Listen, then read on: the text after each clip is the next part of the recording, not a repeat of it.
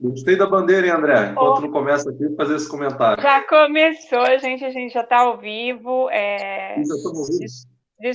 Já estamos. Boa tarde. Já começou, gente, já está ao vivo. Boa tarde não, desculpa. Bom dia, TV Cotter. Esse bom dia é apenas um bom dia que a gente está acostumado aqui no Brasil falar, porque de bom dia a gente não tem nada, né? Infelizmente, todos os dias é um dia de luta, e ele vai continuar sendo um dia de luta até que a gente tire o Bolsonaro e volte ao que o André ontem estava falando lá na 247, quando eu estava assistindo, de que se a gente não vier a fazer a revolução mesmo socialista, que a gente pelo menos faça uma revolução social, que é a proposta dos governos petistas, já que é tão difícil mesmo, e que nós já tentamos, durante muitos anos, fazer essa conscientização, né,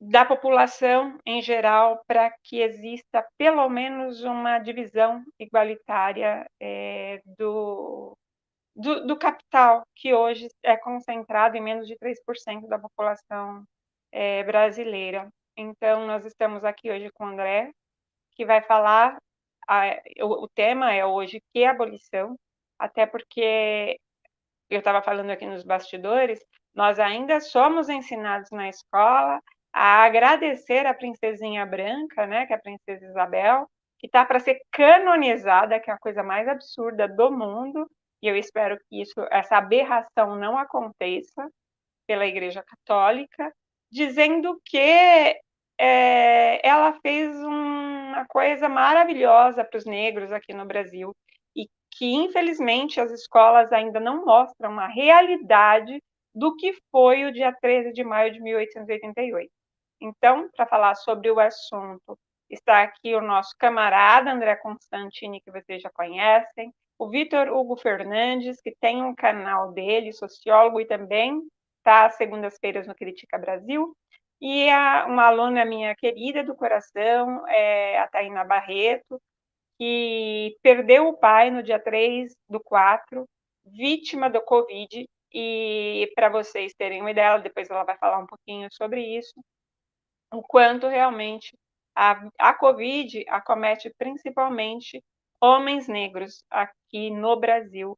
Então, eu quero, a partir de hoje, a Tainá vai estar comigo sempre, estar trazendo uma pessoa que teve o pai e a mãe vítima, pai, mãe, irmão, seja vítima da Covid, para mostrar que a Covid não é número, a Covid tem o rosto. É a história do Walter, pai da Tainá, que amava as filhas, os netos, e que tinha a mesma idade que eu, 51 anos, e se perdeu aí em decorrência desse genocídio que acontece no Brasil.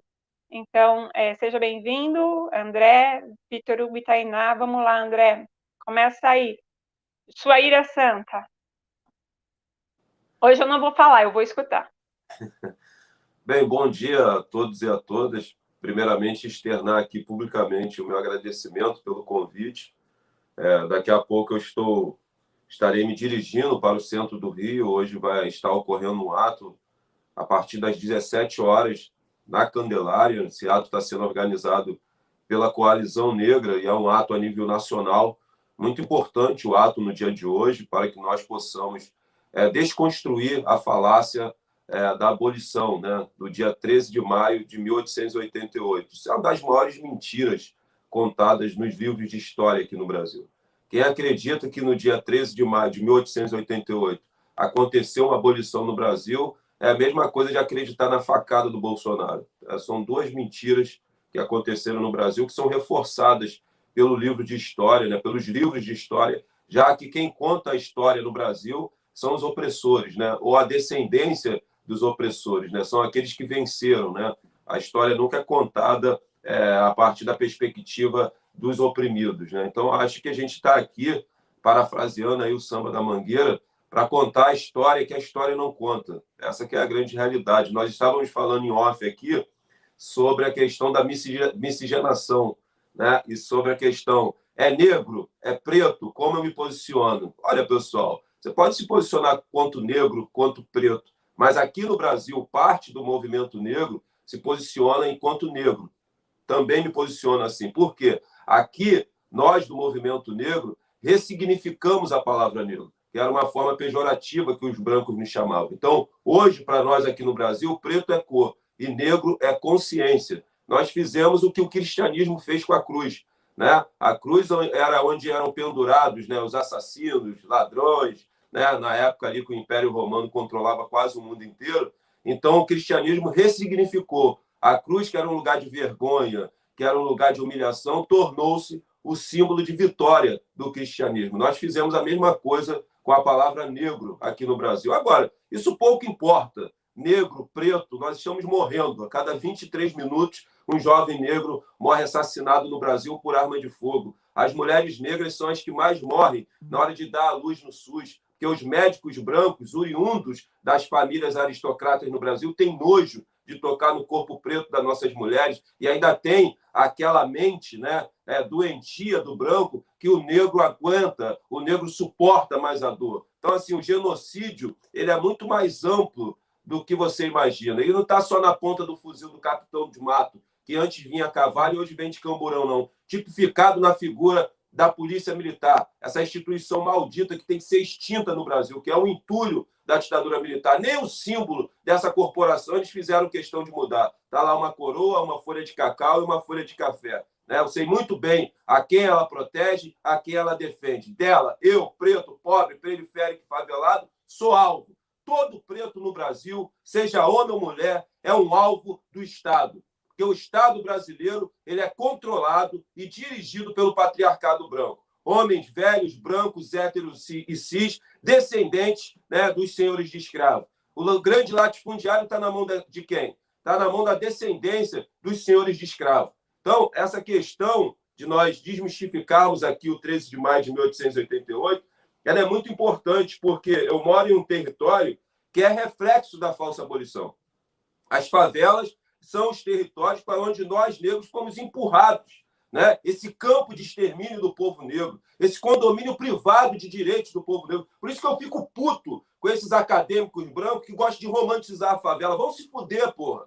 Vem morar aqui. Favela não é um bom lugar de se morar, não. Eu só quero é ser feliz, andar tranquilo. Porra nenhuma, porra. Você acha que eu quero morar aqui? Você acha que a minha filha vai se desenvolver intelectualmente depois de uma noite inteira de tiroteio, porra? Aonde o nosso despertador é um helicóptero blindado que a polícia militar usa como plataforma de tiro, porra.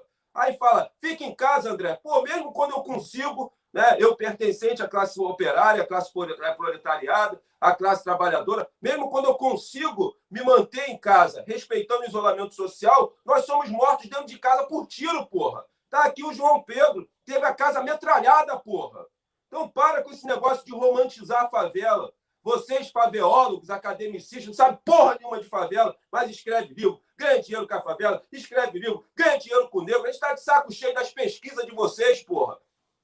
Eu não sou objeto de pesquisa, eu sou sujeito, porra. Eu tenho voz, eu tenho uma história. Parem de tratar as favelas como se fossem ratos de laboratório, porra. A gente está de saco cheio das pesquisas de vocês, porra. Qual é o retorno da merda da pesquisa de vocês? A academia tem uma relação utilitarista com os territórios de favela e fica romantizando, sabe, o território de favela. Romantizar viver aqui é aderir à narrativa do opressor, porra, porque foram eles que nos lançaram aqui e querem nos manter aqui nesse campo de extermínio, porra. A classe dominante e a burguesia nacional adora quando a gente fica romantizando viver na favela. É igual essa construção da narrativa da romantização da pobreza. Ah, uma criança negra pegou seu caderno, seu material escolar e caminhou por 20 quilômetros para chegar à escola. Nossa, que esforço! Ah, a criança negra subiu na árvore para pegar o Wi-Fi da vizinha. Vai se fuder, porra! O Estado tem que ter vergonha disso. Não se pode romantizar a porra da pobreza nesse país, não, porra. É uma vergonha uma criança caminhar 20 quilômetros para chegar na escola. É uma vergonha as crianças pretas, faveladas e periféricas não terem acesso à internet, porra. A gente vive um problema de exclusão social que a pandemia veio desnudar isso aqui, né? Com as aulas remotas em casa. Então, assim, isso tudo é uma jogada do capitalismo. E eu quero me dirigir aos irmãos negros. Para que nós venhamos superar o racismo no Brasil, que é estrutural e sistêmico, nós temos que destruir o sistema que alimenta e que nutre o racismo, que é o capitalismo. A luta antirracista ela tem que ser uma luta anticapitalista, senão nós não venceremos o racismo. E agora, como que se combate o racismo, André? Primeira coisa, eu não estou aqui, né, para ensinar o branco a ser antirracista. Eu quero que o branco se foda. Eu estou aqui para organizar a comunidade negra. Não é obrigação nenhuma nossa ensinar o branco a ser antirracista. Eu não tenho nada com o branco. Eu estou aqui para ensinar a comunidade negra como se portar de forma exitosa para a gente destruir o racismo. E como que se combate o racismo, André? É lendo o livro da Djamila Ribeiro, Manual Antirracista. O único manual que eu leio, pessoal, é o do Guerrilheiro Urbano. O Manual Antirracista da Djamila não vai servir para porra nenhuma. Para porra nenhuma, não sei para ela ganhar dinheiro. Você vai ganhar dinheiro. Como que se combate o racismo, André? É olho por olho, dente por dente. Fogo se combate com fogo. O branco ele tem que sentir na pele e no bolso, porra. Já tem lei para isso. Já tem lei e é fruto da luta do movimento negro dos nossos ancestrais. A gente tem que honrar essa luta. Então, sofrer o racismo não é para escrever nota de repúdio que só serve para limpar a bunda, nem ficar chorando no Facebook, não, porra. Chama a patrulha e conduz o racista para a delegacia. Ah, André, chegar lá, cair em injúria, foda-se. Gere um constrangimento nele. Gere um constrangimento nele. Foi pela via legal. Não deu certo? Aí, meu amigo, sofreu racismo. Se você é mulher, se você é homem, claro, se você é homem, você não vai bater em mulher. Mas se é mulher com mulher, homem com homem, senta a porrada nele, porra. Chuta a cara dele, dá a cotovelada para ele sentir na pele o que o racismo causa na nossa saúde mental, porra. É assim que se combate o racismo. É assim que o branco vai pensar 2 vezes antes de exercer o racismo. Ele tem que sentir no bolso e tem que sentir na pele. Para com a porra desse pacifismo. Isso aí é privilégio dessa esquerda pequena burguesa. Isso é conversa fiada, porra. Isso é conversa fiada. Sabe? Eles querem adocicar a nossa fala. Sabe? Eles querem padronizar a nossa luta. Não, André, você é muito revoltado. Não, André, você é violento é o Estado, porra. Eu sou violento aonde, porra? Isso é racismo também. Violento é o que a gente passa. Se ele não sofre o que a gente sofre, porra. Ele tá de saco cheio. É uma chacina no Jacarezinho, porra. Tiro no rosto de fuzil. Foram executados com tiro de rosto no fuzil. Vocês sabem que porra é essa? As mães estão com dificuldade de identificar os corpos, porra. Tiro de fuzil no rosto, porra. 28 pessoas, que o número exato é 35, segundo o relato dos moradores. Uma chacina cometida pelo Estado burguês, através do seu braço armado, que é a Polícia Civil e a Polícia Militar. Porra, aí vocês querem que eu venha aqui o quê? Recitar poesia para vocês? Vocês querem que eu venha aqui? Ah, a luta é pela educação, a luta é pela cultura. Porra nenhuma, porra. A luta é física, a luta é com verdade, porra. É com coragem, é com enfrentamento, porra. É construir nas milícias armadas revolucionárias, porra. Porque se o burguês tem um direito garantido pela Constituição de proteger e defender a propriedade privada dos meios de produção, e às vezes essa defesa e essa proteção é realizada pelo braço armado do Estado brasileiro, eu tenho o direito de proteger no sistema capitalista a única propriedade que eu tenho, porra, que é a minha vida. E eu vou defender ela, porra. Eu vou defender ela. E o discurso é esse. Aqui não tem meio papo, não, porra. Aqui o papo não faz curva. A gente está de saco cheio. Ah, André, vai lá, recita uma poesia. A revolução é com flores. A revolução é pelo caminho do amor. Porra nenhuma. Aqui é olho por olho, dente por dente. Tem nada de amor aqui, não. Não tem amor, não. Eu estou retribuindo para a sociedade aquilo que a porra dessa sociedade me deu. Estou retribuindo para o Estado aquilo que ele deixou de me dar. Porra, a gente está de saco cheio, porra. Sabe, a gente é massacrado há 500 anos nesse país e a gente tem que ser dócil, a gente tem que falar manso. Que porra é essa? A gente não vai mudar nada assim, não, meus irmãos negros. É com coragem, é com disposição. Estou ameaçado de morte. Uma hora eles vão me matar, mas foda-se, porra. Eu escolhi, porra, esse caminho. Eu vou morrer como um homem, com hombridade. Não vou me curvar diante do sistema racista nem do sistema capitalista. Tenhamos coragem, porra. Só os corajosos terão seu nome escrito no livro de história, porra. Então, para encerrar minha primeira participação, só para a gente falar da miscigenação, porque tem uma romantização muito grande. Olha só, meus irmãos negros, eu não vou discutir aqui questão de palmitagem nem colorismo, porque isso para mim é bobagem. Mas nós temos que entender o processo da miscigenação no Brasil. É o mínimo que você tem que saber antes de você ter uma relação interracial. É o mínimo. Primeiro que não existe família negra e povo negro, não existe povo negro sem família negra. Né? Você precisa ter essa consciência. E a miscigenação, a intencionalidade da supremacia branca, era gerar a confusão que é hoje. A maior dificuldade é o cara se reconhecer enquanto negro. Nós não nos reconhecemos enquanto povo negro. Né? Não reconhecemos. Para vocês terem uma ideia, eu deixei meu cabelo black, né? E fiz trança na go, e estava usando batas africanas. Pô, os caras lá na favela falaram assim, porra, o André nem é preto e agora tá nessa aí querendo dar uma de africano. Porra, pessoal, olha o meu fenótipo. Porque no Brasil, né, criou-se essa questão que o negro tem que ser dessa cor retinta aqui. Exato. Se você não for dessa cor, você não é negro. Né? Então vamos lá para a questão da miscigenação que gerou essa confusão. Como que se inicia a miscigenação no Brasil, André? Depois dos nossos irmãos africanos negros serem sequestrados da África para serem escravizados aqui no Brasil, né? A nossa ancestralidade. Você acha que as mulheres negras transaram com os senhores de escravo de forma consensual? Elas foram estupradas. Então, primeiro ponto, a miscigenação no Brasil nasce do estupro das nossas ancestrais mulheres negras. A segunda, essa é a primeira etapa da miscigenação. A segunda, ela é mais nociva, porque é um projeto de eugenia que a classe dominante branca brasileira, faz parte da supremacia branca brasileira, o que ela fez? Ela utilizou-se do fundo de emancipação, muita gente não sabe nem que existiu esse fundo, era um fundo que foi criado e constituído para integrar o negro à sociedade pós-abolição. O Estado brasileiro, que é branco também, utilizou-se desse recurso e fez um processo de imigração em massa de homens brancos europeus para que, através da miscigenação, eles instalassem no Brasil um projeto de eugenia e extinguissem do Brasil a etnia negra. Vocês precisam saber disso, pessoal, antes de romantizar esse falácia da brasilidade. Ah, o Brasil é miscigenado, como se fosse consensual, não fosse estupro, e como se não ocorresse essa segunda etapa do projeto de eugenia no Brasil e do projeto de nação de povo branco. Agora, eles tinham um prazo para extinguir a etnia negra, era um século. Se fuderam. Né? A miscigenação deu errado. Né? Nós somos o país fora da África com o maior número de negros fora da África, fora do continente africano, é aqui no Brasil. Então, o que nós precisamos é achar um ponto de unidade como os Panteras Negras acharam. Não dá para a gente ficar discutindo colorismo, palmitagem. Cara, se a mulher quer ficar com o homem branco, fica. Se eu não quero discutir isso, porque a nossa luta é pela vida. A cada 23 minutos, um jovem negro assassinado. Eu não vou ficar discutindo palhaçada, não. A gente está morrendo, pessoal. Quem está morrendo é a gente.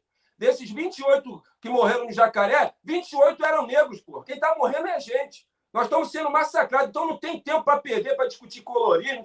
Deixa essa porra de discussão para lá. A gente tem que achar um ponto de unidade. Assim os Panteras Negras acharam. Lá tinha maoísta, tinha leninista, tinha panafricanista. Estava todo mundo junto, com um único propósito. Defendam-se.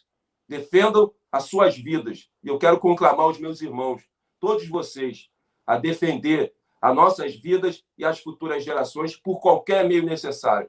Pela criação dos comitês de autodefesa em cada favela, em cada periferia. O comitê de autodefesa é a legítima defesa do povo negro contra a violência sistêmica e estrutural do Estado.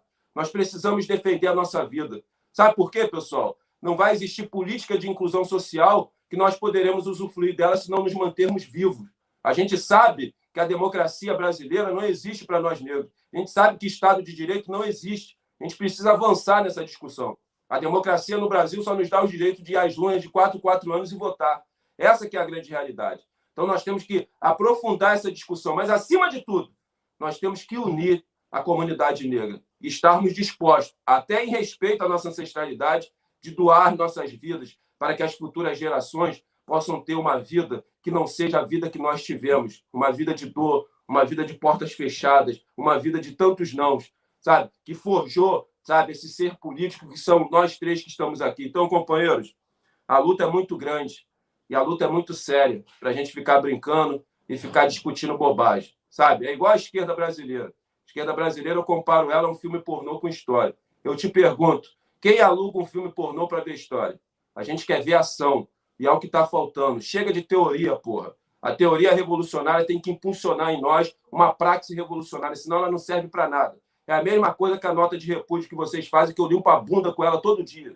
Limpo a bunda com a sua nota de repúdio. Limpo a bunda com a sua poesia. Limpo a bunda com a sua falácia que é de flores. Se você acha que a revolução é de flores, caminhe comigo. Eu vou derrubando os fascistas com tiro de fuzil, você vai jogando as flores.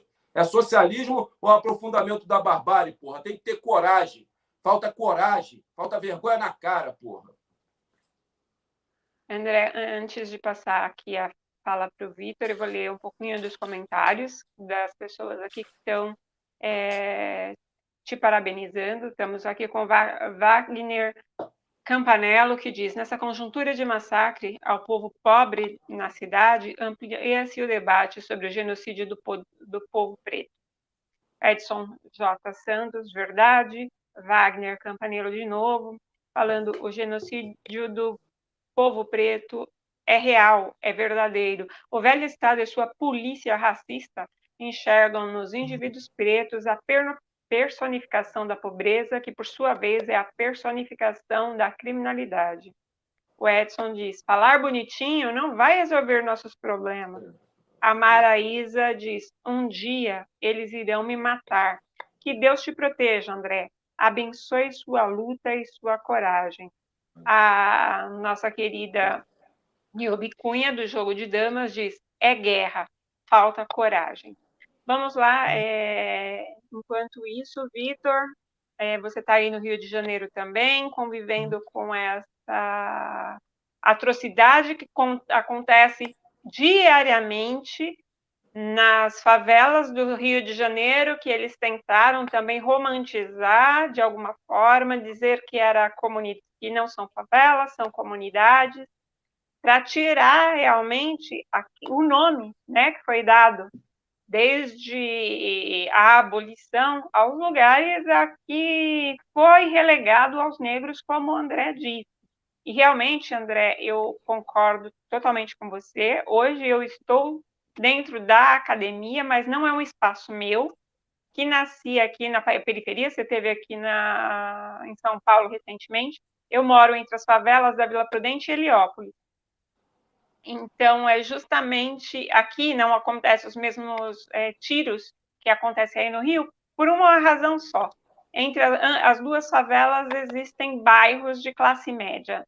Então, o medo da polícia é de metralhar um cidadão branco de classe média que está indo para o shopping. Porque aqui em São Paulo, as favelas são assim: Paraisópolis está do lado do Morumbi, Heliópolis está do lado aqui, e Vila Prudente do Jardim Avelino, e a forma como a favela está construída aqui, né, em São Paulo, é diferente daí do Rio de Janeiro. Mas aí entra uma polícia, realmente, em vez de tiro na cabecinha, dentro das favelas para matar os negros. E o que aconteceu aqui em São Paulo, que vocês viram anos atrás, foram principalmente, né, no governo do Geraldo Alckmin, nas prefeituras aqui, queimar as favelas que existiam debaixo dos viadutos. Eram incêndios criminosos até terminar quase todas e aglomerar essas pessoas nas favelas já existentes, que é a Heliópolis, Paraisópolis, Vila Prudente. Então, hoje, debaixo dos viadutos, a maioria dos lugares tem entulho para que não exista mais a possibilidade de que as famílias pobres se abriguem ali. Vitor, seja bem-vindo. Vitor, como eu já falei no começo, tem um canal dele, é um sociólogo, está aí no Rio de Janeiro, representa também a comunidade negra ou preta. Vai lá, Vitor. Eu não me identifico como negro, não. Eu me identifico como branco, mas completamente solidário à causa dos negros. Eu queria agradecer, Inês, o convite. Bom dia, Tainá. Bom dia, André. A fala do André é tão forte que chega difícil a gente continuar depois falando, até com o roteiro que eu tinha aqui organizado de pontos para falar, porque realmente é uma fala muito forte de uma dor de quem está no limite ali do viver e não viver. E é um troço muito dramático, né? Uma coisa que ele falou que me incomodou, me tocou bastante, foi a questão da romantização da favela. que me irrita desde sempre isso. Eu morei em favela há 2 anos. Eu morei na favela da Mangueira porque eu era pobre. Por que eu falo eu era pobre? Eu tenho que ser honesto e falar que eu não sou pobre hoje. Eu tenho uma casa, eu tenho um carro, eu tenho emprego. Enfim, eu falo isso para os meus alunos. Eu sou professor de uma escola de periferia, eu trabalho no último bairro do Rio de Janeiro, Santa Cruz, é o bairro mais pobre do Rio de Janeiro. O IDH aqui, Santa Cruz e Acari, são os IDHs mais baixos do Rio de Janeiro. Tem pobreza real aqui, real. E eu morei em favela porque eu era pobre, eu precisava morar em favela. Eu morei na Mangueira 2 anos porque eu não tinha dinheiro para morar em Vila Isabel, que era um bairro ali. Estudei na UERJ, passei para a universidade por cotas de estudante de escola pública e fui morar na UERJ, aliás, com o pessoal do movimento negro, do pessoal do Negre. E eu ficava puto com esse pessoal, e era sempre o pessoal, normalmente uma esquerda classe média, né? Uma esquerda tijucana, uma esquerda Zona Sul. Ah, mas que legal, você conhece a favela, e como é que é morar na favela? Achando maneiro. Não é maneiro merda nenhuma, morar na favela é ruim. Eu morei 2 anos lá porque eu não tinha dinheiro. Quando eu arrumei um emprego que eu tive melhores condições de morar em Vila Isabel, sabe o que eu fiz? Eu morei em Vila Isabel. Porque tinha asfalto, porque a polícia te respeita, porque se você te sofreu um assalto, aliás, teve um problema, ligado com a polícia chegou em meia hora, quando eu morava em Vila Isabel. Enfim, essa romantização da favela, na verdade, é uma romantização da pobreza, que o pessoal fica como quem quer manter. No fim das contas, é como o André falou, só ajuda a manter, só reproduz o discurso dominante. Não tem nada de romantizar a favela, não, nem romantizar a pobreza. Eu falo para os meus alunos claramente, ser pobre é ruim. Não é bom ser pobre. Nossa, ser pobre é legal, porque você fica humilde. Se você melhora de vida, você perde a humildade. Porra nenhuma, né? Eu tenho a minha vida que eu tenho hoje, depois de ter passado pela universidade, me tornado professor, ter um emprego público, me proporciona uma tranquilidade, minha vida hoje é melhor do que era 20 anos atrás. Que eu não tinha dinheiro nem para passagem, que eu usava a camisa de escola para dar calote em ônibus, falsifiquei carteirinha.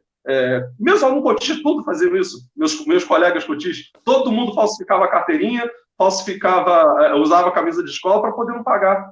Enfim, então essa romantização da favela... Desculpa, gente, alguém resolveu me ligar aqui agora no horário da live.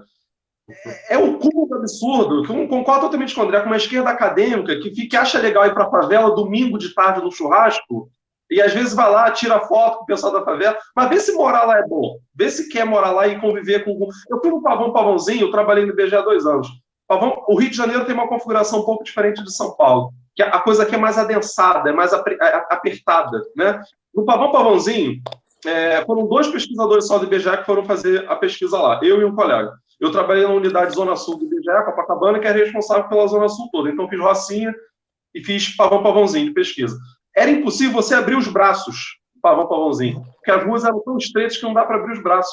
Eu vi criança com chupeta que caiu no esgoto e a criança depois pegando, brincando com aquilo ali que caiu no esgoto. Aí você vem dizer que é legal, que é divertido, que olha como vão preservar a cultura negra, vão valorizar. Gente, aquilo ali é ruim. Vamos deixar bem claro, a favela é ruim, não é legal. A gente tem que melhorar as condições de vida das pessoas, não romantizar aquilo ali. Então, acho que esse ponto assim, é fundamental. E aí, só que eu queria tocar num ponto que, aliás, me incomoda, é um esforço sociológico para tentar entender esse negócio. O discurso do André é muito forte, mas eu fico pensando, se os meus alunos escutarem isso, eu tenho certeza que 1/3 deles, no mínimo, não ia concordar. Porque eles não se veem como negros. Essa é a primeira questão fundamental. Foi feita toda uma história que fez com que as pessoas achassem horrível ser negro. Mas, porra, foram 350 anos de escravidão. Onde o negro foi animalizado. O negro era tratado como bicho, cabeça de gado. Você ter um escravo era um valor equivalente a um carro popular. Então, se você tem 10 cabeças de gado, né, 10 escravos, é como ter 10 cabeças de gado, é como ter 10 carros. É uma riqueza que você tem.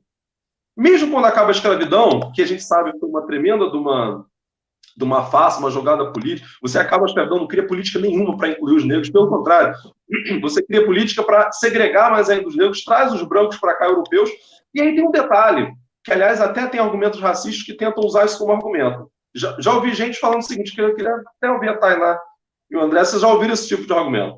Pô, a escravidão já acabou há 130 anos. Os imigrantes que vieram para cá também vieram na condição de pobreza. O italiano que veio para cá era pobre, o português que veio para cá era pobre, o alemão, todos eram pobres. O argumento que surge assim, 130 anos depois, esses descendentes dos europeus estão em condições ok, né? Você não vê um descendente de italiano pedindo esmola na rua, não é isso? E se usa isso como argumento, muitas vezes, para dizer, olha, esse pessoal aí correu mais atrás. Por que os negros melhoraram de vida? Quer dizer, você apaga a história completamente, apaga o contexto em que foi feito isso. E aí eu queria só citar um exemplo. Aqui no Rio de Janeiro, em Friburgo, tem a colonização suíça. Não sei se quem é fora do Rio talvez não saiba disso. E eu fui no Museu da Colonização Suíça, lá em Friburgo, na estrada que liga Friburgo a Teresópolis, que é uma outra região também de colonos europeus, e lá tem o Museu da Imigração Suíça. Eu fui no museu, fui vendo cada coisa. Quando os suíços chegaram no Brasil, o próprio imperador foi receber eles no porto, para dizer, sejam bem-vindos, tem aqui uma terra para vocês, Brasil de vocês, a casa de vocês, tá? Fica à vontade. Se quiser uma água na geladeira, pode pegar, a casa é sua, sabe? Foram super bem recebidos. Então, esse europeu que chega aqui, ele é visto como um ser humano. Esse é o ponto principal. Mesmo quando acaba a escravidão, quando um negro estava bem vestido, com roupas de branco, né, no centro do Rio, brancos se juntavam nele e metiam porrada nele. Como quem diz, você está querendo usar roupa de branco? Você está querendo ser branco usando essas roupas aí? Tem relatos, saindo nos jornais isso. Negros que eram espancados depois da escravidão por estar usando roupa de branco. Ou seja, esse processo de desumanização que foi construído ao longo de 350, 400 anos, se traduz hoje, quando você tem um massacre na favela, morre 28 pessoas, mas segundo o relato 35, lógico, o relato do morador é sempre mais confiável, né, do que o da grande mídia. Praticamente, acredito que todos eram negros, né, todos os 35 eram negros, e a maioria da população, inclusive boa parte da população negra, reproduz o discurso de mas era bandido, tem que ir pra vala mesmo. Não estava fazendo crime, não era traficante, então tem que morrer. As pessoas não se identificam como negro. Eu já peguei cenas de operação em favela aqui do Rio e passei na escola com meus alunos, onde 70% deles são negros, pelo menos. A maioria deles foi a favor daquelas cenas, porque identificava que eles eram bandidos e eles tinham que morrer, mesmo que o tiro estivesse pegando na casa dos outros. Então, existe um discurso de aceitação disso aí que perpassa a sociedade inteira. Lógico que é muito mais a elite, a classe média branca, mas pega também o pobre. Pobre e pega também o negro, que também, às vezes, reproduz esse discurso. Lógico que não é a maioria, acho que não. É um discurso muito mais classe média, muito mais elite e muito mais branco. Mas boa parte da população negra também reproduz esse discurso. Porque eu acho que tem esse fator classe social, que tem a ver, logicamente, não tem como separar isso do discurso da escravidão. A gente faz, às vezes, um discurso muito identitário, branco-negro, só que, na verdade, a percepção da população, a percepção construída ao longo da história, não é tão simples assim. O Gessé Souza, né, um sociólogo negro, inclusive, né, ele dizia o seguinte, que tem muito mais uma rejeição à cultura do negro do que propriamente ao negro pelo fato de ser negro. Ele diz que quem faz essa dicotomia pura e simplesmente branco-negro, sem entender o fator classe e sem entender o fator cultural, não está entendendo o processo. O policial que foi lá matar os negros, muitas vezes são negros também. E é um fator para a gente pensar. Ele próprio vai negar esse discurso, e, aliás, a elite se apropria desse discurso também. Né? Mas o policial também é negro. Quando morre um policial negro, ninguém vem chorar por ele. Quer dizer, existe um monte de nuances ali, que é a questão do próprio racismo estrutural. Né? Eu acho que essa questão da estrutura é fundamental. Não é porque o discurso burguês antirracista é a coisa mais rasa do mundo. Vamos botar um negro na novela. Vamos botar um negro para ser acadêmico, vamos botar um negro para ser diplomata. Quer dizer, é representatividade. Bota um deles em cada lugar, ou meia dúzia, para dizer que tem, mas mantém a estrutura que faz o negro continuando sendo pobre. Mantém essa estrutura econômica do sistema capitalista que vai gerar pobreza. E o pobre é negro. Então, eu acho o seguinte, enquanto o pobre for negro, e eu concordo totalmente com o André com relação a isso, enquanto o pobre, o negro for pobre, você pode fazer campanha racista que quiser, não vai adiantar. Campanha cosmética, né? Bota o negro na propaganda da Boticário, bota o negro. Não adianta nada. Enquanto o negro for pobre, o negro for o cara que estiver lá limpando o teu carro e o branco está na praia, aquela charge, né, antiga já do Dia da Consciência Negra, que está lá o branco na praia comemorando e o negro está vendendo picolé para ele ali na praia. Quer dizer, o fator econômico é determinante. Se você não muda a estrutura econômica, né, o Malcolm X falava isso, não adianta nada eu ter liberdade de entrar na lanchonete, que o branco pode entrar, você não tem dinheiro para comprar hambúrguer. Então, o fator econômico é fundamental. A gente tem que discutir a economia. Ontem, só para concluir meu raciocínio, que eu já estou passando o tempo, né? Eu assisto, às vezes, a TV cubana, TV Caribe. E ontem estava um engenheiro negro dando entrevista. Eu falei, caramba, eu não lembro nunca de ter visto no Brasil um engenheiro negro dar entrevista. É estranho, né? A gente vê um engenheiro negro, mas é em Cuba. Em Cuba você tem engenheiro negro. Você tem uma estrutura lá, todos os problemas que Cuba tem. Cuba tem engenheiro negro, tem médico negro, tem pessoas do topo da sociedade, porque tem desigualdade lá também, né? Vamos lembrar isso.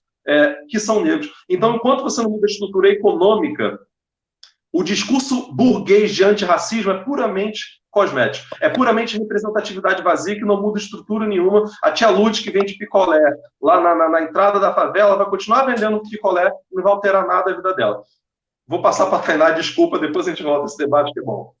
Antes de passar para a Tainá, eu vou te provocar e algo que até hoje está no meu estômago e eu ainda não consegui digerir, que vem muito com aquilo que o André falou. Eu sou filha de um pai preto e uma mãe branca, e quando perguntaram para mim que cor eu era, né, eu me identifico como branca. E aí uma professora maravilhosa, que é a Raquel, negra, no cursinho comunitário que eu dava aula, falou, é possível um pai negro gerar uma filha branca? Você tem certeza que você é branca? Então, só porque você tem um fenótipo branco, você é branca de verdade, e isso ainda está aqui.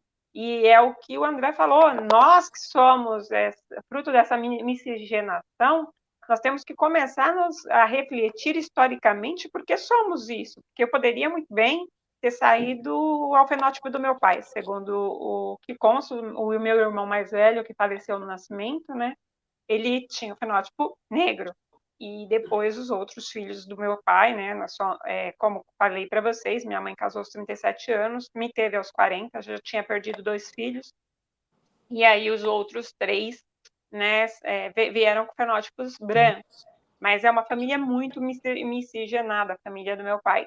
E não à toa, as pessoas que nasceram com fenótipos negros ainda estão em situação muito precária. Que apesar de todos nós termos nascido na periferia aqui de São Paulo, na Zona Leste, essa semana eu postei aí no Facebook uma foto da casa em que eu nasci, 2 cômodos com banheiro externo para 10 pessoas, porque meu pai e minha mãe são nordestinos, vieram de Pernambuco para São Paulo.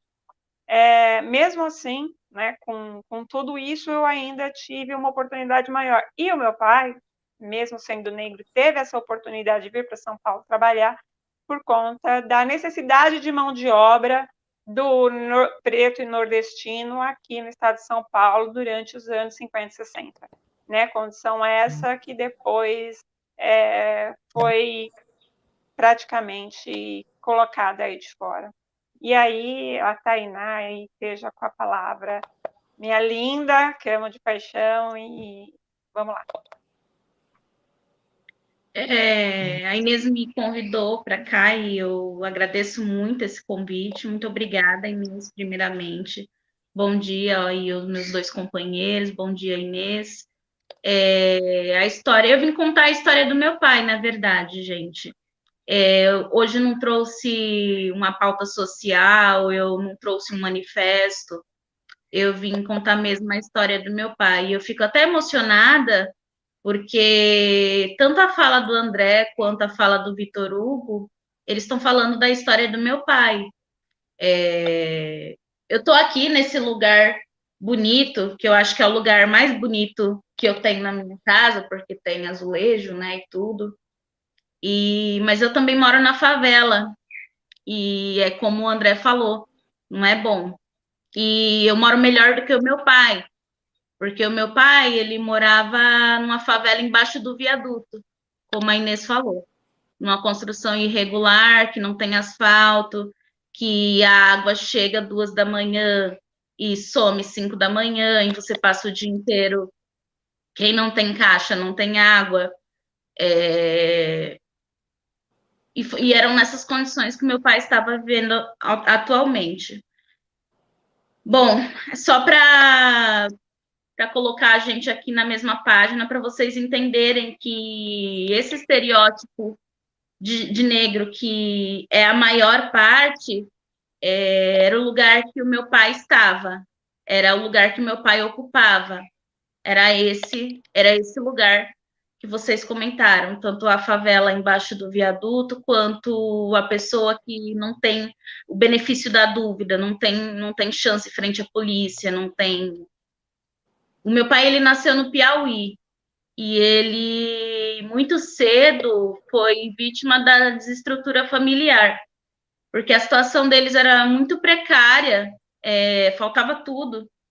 E meu avô também não se dava bem no casamento com a minha avó, tinha muita confusão, violência, e faltava tudo. Faltava tanto o bem material quanto o emocional, não tinha estrutura nenhuma. E aí o meu avô veio para São Paulo atrás de emprego, a minha avó também, e os filhos, eram muitos. Eu não vou conseguir precisar agora, mas provavelmente 6 filhos, eu acredito. E os filhos ela foi deixando com parentes, ela foi entregando para parentes e sobrou o meu pai. E o meu pai ficou com o avô dele. Nisso que ele ficou com o avô dele era um homem muito violento e ele estava muito puto com aquela história de ficar com o neto, sendo que não sei o que passava pela cabeça dele. Infelizmente, a experiência que o meu pai teve com o avô dele, ele tinha 4 anos de idade. Então, ele não sabe precisar o que se passava na cabeça daquele homem para odiá-lo tanto, mas o fato era que odiava, espancava. O meu pai tinha marcas pelo corpo todo. Dos espancamentos. Meu pai era uma criancinha de 4 anos que passava 2, 3 dias escondido no mato para não ser encontrado por esse avô. E ia no meio do dia procurar se tinha comida dentro da casa, e aí, se o velho estava, ele saía correndo para o mato de novo e ficava comendo folha, capim, frutinha, qualquer coisa que achava para engolir, para a fome passar. E aí, quando ele tinha a idade de 6 anos, isso data 2 anos que ele estava com esse avô que o espancava e que ele tinha que ficar vários dias no mato, sem comer ou comendo mato, ele teve a ideia de sair de lá, porque uma madrinha apareceu para ver como que ele estava e não odiava ele, não quis bater nele, só olhou e falou: meu filho, você não tá bom, não. Quer ir pontar madrinha? E aí o avô vetou, falou: não vai não, ele vai ficar aqui. E aí ele teve essa ideia, ele não me deixou ir com a minha madrinha, mas eu posso sair correndo e procurar onde que ela mora. E assim ele fez, com 6 anos de idade, foi procurar onde estava essa madrinha, encontrou, e aí eu preciso encurtar a história, senão eu vou ficar aqui contando detalhadamente tudo, né? Mas chegando na casa da madrinha, ele precisou ser dado banho de 3 águas, ser esfregado com escova de lavar roupa. Ele estava todo feridento, todo cheio de pereba, todo cheio de ferida, de surra que ele levava por conta do ódio do vô, pela filha ter deixado, não sei, a gente não sabe. E aí ele precisou tomar banho em 3 águas, ser tirado as cascas de ferida, ser cuidado. E aí ele ficou na casa dessa madrinha por muito tempo. Ele ajudava nas atividades domésticas da casa, ele ia trabalhar, e assim, desde pequeno mesmo, ele tinha tarefas, ele ajudava, tudo. Os filhos daquela família também passavam por essa rotina, que era costumeira. Naquela época, as crianças trabalhavam, assim como hoje também trabalham, só que em menor quantidade. E ele passou um tempo, e aí ele foi crescendo, foi se desenvolvendo, não passou mais por essa questão de ser espancado, mas nunca mais foi ver o avô. E não conhecia pai, não conhecia mãe. Quem é deixado com 4 anos não se lembra mais nem da cara. E aí ele ficou adolescência, e aí ele viu que os primos saíam para trabalhar, ganhavam dinheiro, tinham roupa, e ele não tinha. Ele trabalhava e não tinha nada. E ele foi percebendo que tinha algumas diferenças entre ele e os primos dele, os filhos da madrinha. Que ele não tinha ido na escola, ele nunca tinha ido na escola, ele não sabia ler. E os filhos da madrinha sabiam ler, iam na escola. E aí ele foi percebendo essas diferenças, E ele foi crescendo, ele nunca tinha ido na cidade. E os meninos todos iam na cidade, os meninos iam na feira. Não todo mundo, mas um de cada vez já tinha ido. Ele nunca tinha ido, ele já estava rapazinho, entrando na adolescência. Ele foi percebendo essas diferenças, e aqui eu estou contando tudo da perspectiva dele mesmo. Eu não estou dando nome para as coisas, porque é justamente o que ele sentiu, o que ele pensava sobre aquilo. E ele foi percebendo que ele não tinha as coisas, que ele não recebia nada e que ele também não tinha possibilidade de um lazer, por exemplo, sair para o campo fulano, jogar no time tal, ele não tinha, porque ele não tinha como. Ele não tinha a roupa, ele não tinha o sapato, ele não tinha nada. Ele foi percebendo que não adiantava, tanto que ele trabalhava, se ele não tinha nada. Então, ele foi procurando uma melhoria. Foi lá na cidade, foi a pé, a primeira vez que ele foi à cidade, ele foi a pé, porque ele não tinha como pagar passagem, todo mundo ia de caminhão. Eles iam na caçamba do caminhão, eram colocadas umas tábuas assim, uns espelhos, uma lona por cima, e aí chamava caminhão pau de arara. Muita gente deve conhecer, pelo menos por livro. Só que ele não tinha dinheiro para o pau de arara, então ele foi a pé, saiu mais cedo do que todo mundo, e foi a pé. E chegando na cidade, ele estranhou demais, porque, primeiro, que ele viu televisão, e estava passando um filme que tinha tiro, e ele não entendia que aquilo era uma televisão, e que aquele era um filme de tiro. Ele achou que estava rolando tiro e deitou na calçada e ficou com medo. E meu pai não tinha nenhum problema de ordem mental, gente, ele não tinha conhecimento do que era uma TV, do que era ficção, do que era arte, do que era filme, do que era nada. E aí tiraram sarro da cara dele e falaram, é uma televisão, nada do que acontece ali não é perigoso não, aí você só vê, é uma tela e tal.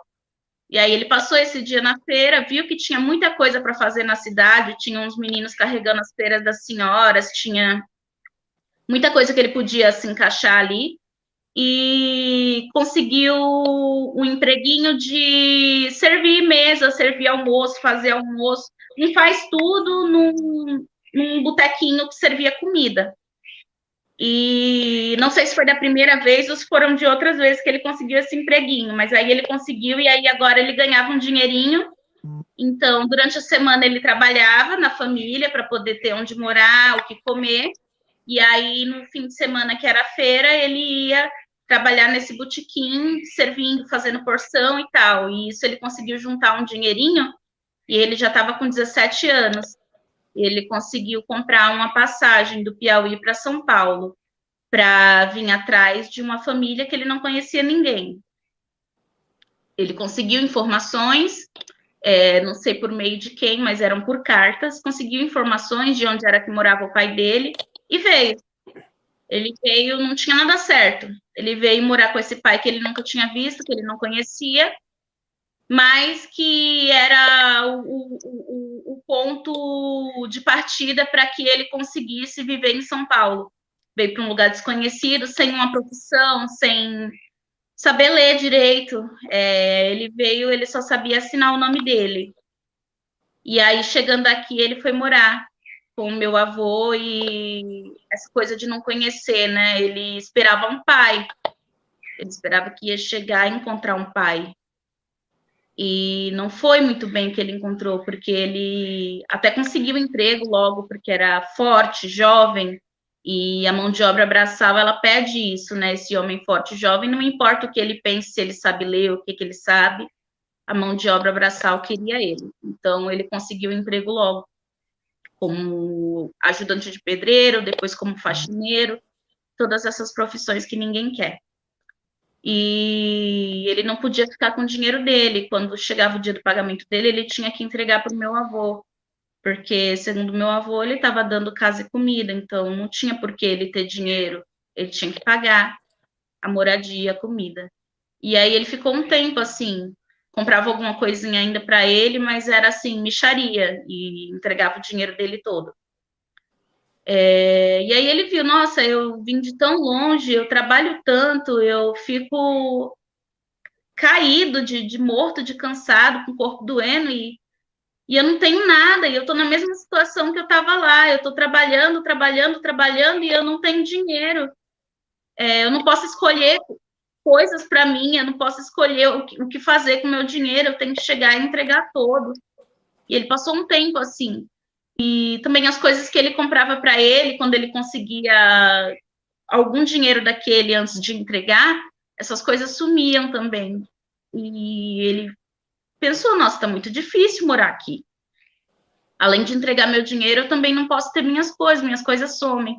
Então, ele não conseguia ter nada, ele não conseguia juntar o dinheiro dele, ele não conseguia sair daquela situação, porque ele não conseguia ter o dinheiro, ele precisava entregar. E aí, quando ele entendeu que ali não tinha o pai que ele esperava, ele não encontrou o pai que ele esperava que fosse o pai, ele foi morar com primos. Ele conseguiu entrar sem dinheiro mesmo, e aí no próximo pagamento pagar para esses primos. E aí, daí para frente, ele conseguiu alçar objetivos, tentar ter uma vida profissional, uma vida familiar, tentar ter uma namorada.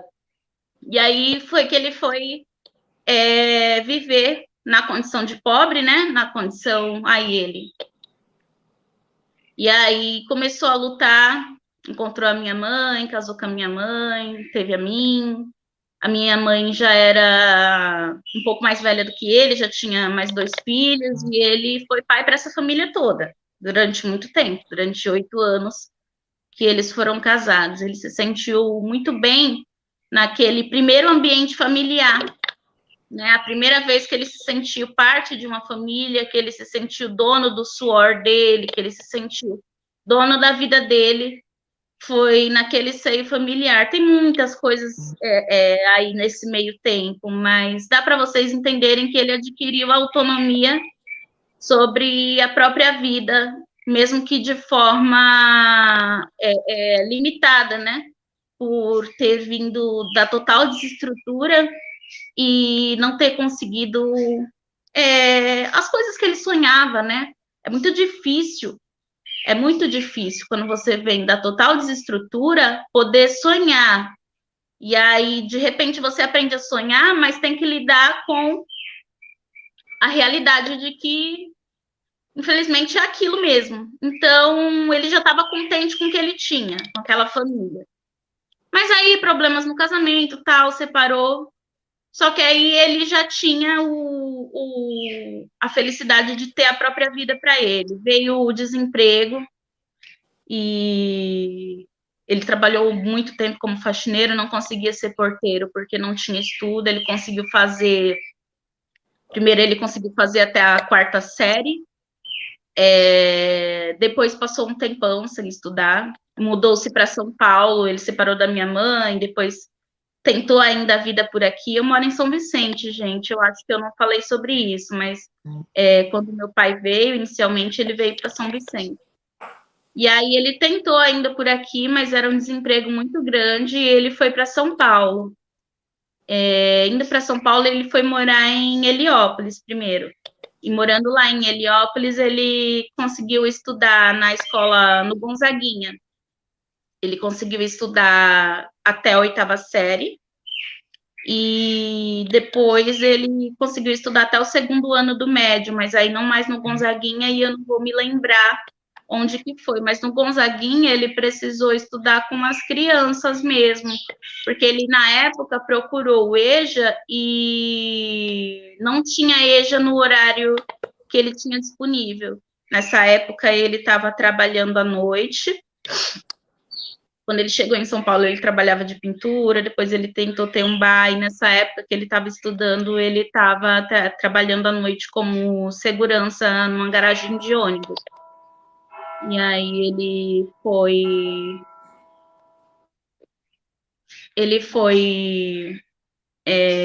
gente, desculpa, me perdi. Ele foi estudar com as crianças mesmo, no Colégio Gonzaguinha. Durante esse tempo, depois ele conseguiu até o 2º grau, fez o curso de segurança armada, porque ganhava mais, e aí foi trabalhar em outro lugar, mas também à noite. E durante essa época, ele morava numa invasão, que tinha uma construção abandonada, uma construção do Estado abandonada, e o pessoal invadiu para morar. E aí foi lá que ele foi morar. Ele construiu uma casa em cima de um daqueles irmãos de criação dele, filho daquela madrinha, e que também estava morando nessa invasão. E viveu lá por um tempo, viveu lá por 5 anos. Eu vivi lá com ele por 1 ano e meio. E nessa época foi assim a época que ele estava mais satisfeito. Ele conseguiu comprar um carro. Nossa, ele estava muito contente. E meu pai era um cara muito alegre, gente. Eu sou aqui seriona e tal, mas meu pai era muito alegre o tempo todo, sorrisão, piadista. Ele não chorava, não. Essa história eu conto e eu me emociono. Mas ele não chorava, não. Ele falava do nada. Você estava de boa, ele surgia. Gente, você sabia que eu cheguei aqui em São Paulo e não sabia o que era banana? Que eu nunca tinha visto banana? E aí começava a gargalhar daquilo. Ah, como eu era burro e não sei o quê. E eu enxergava essa desestrutura. Eu via essa desestrutura que ele não deixava a peteca cair. E aí veio a desapropriação da invasão. E ele foi morar nessa outra invasão, embaixo do viaduto, ali na Penha, atrás do Açaí. Ele foi morar lá, construiu um quarto-cozinha, recebendo um auxílio aluguel. Inicialmente era 200 e alguma coisa, depois passou para 400, aí ficou nesses 400, e com 400 reais, mais um salário mínimo e meio que você ganha, morando em São Paulo, que é uma cidade enorme, que tudo que você precisa ir fazer é muito longe, se gasta muito com transporte, muito com combustível, não tem como você alugar um lugar tranquilo, maneiro, para você morar ganhando um salário mínimo e 400 reais de auxílio. Não dá nem para viver direito. Então, ele foi para a invasão, porque o que ele pensou? Na invasão, vai precisar de tudo. Porque invadiu, mas não tem um mercado, não tem uma padaria, não tem nada. Então, eu vou abrir alguma biboquinha que vai ser o meu extrazinho para eu conseguir fazer alguma coisa da minha vida. Então, ele trabalhava fora, e ele trabalhava num bar que ele construiu com a minha madrasta, a Cida. E aí esse casal, Walter e Cida, deu muito certo, viu?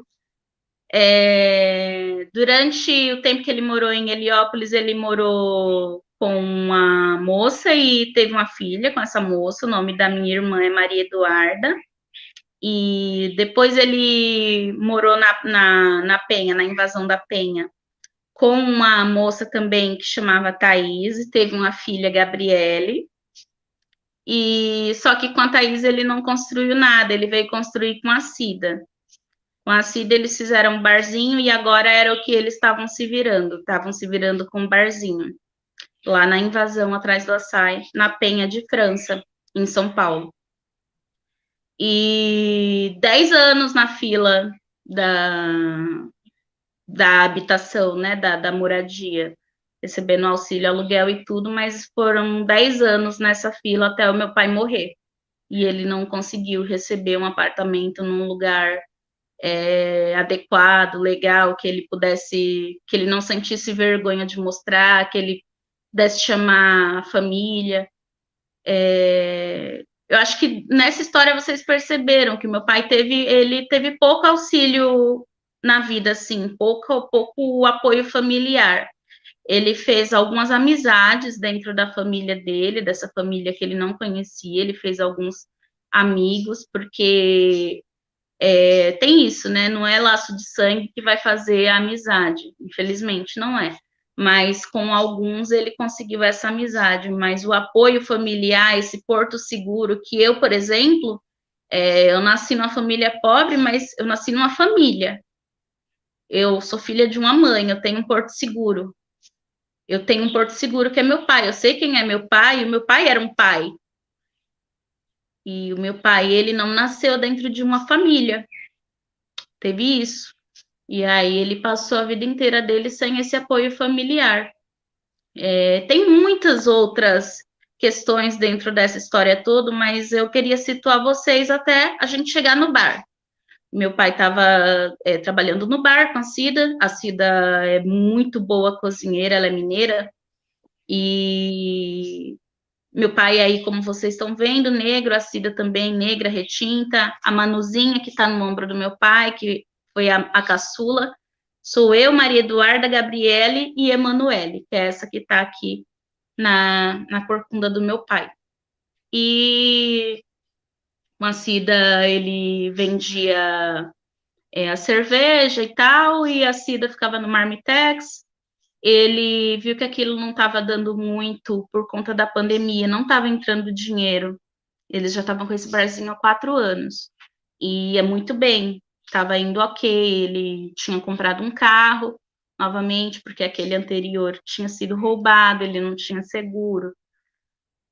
E aí ele teve um carro novamente, ele estava feliz, estava, agora eu tenho carro, agora eu vou poder passear, vou poder levar a Manu, porque tem essa também, né, o pobre com filho não consegue andar de moto, porque a moto salva muita gente, né, eu tenho moto e você gasta pouco com combustível, mas você não leva criança, você não leva família, você leva no máximo um adulto atrás de você.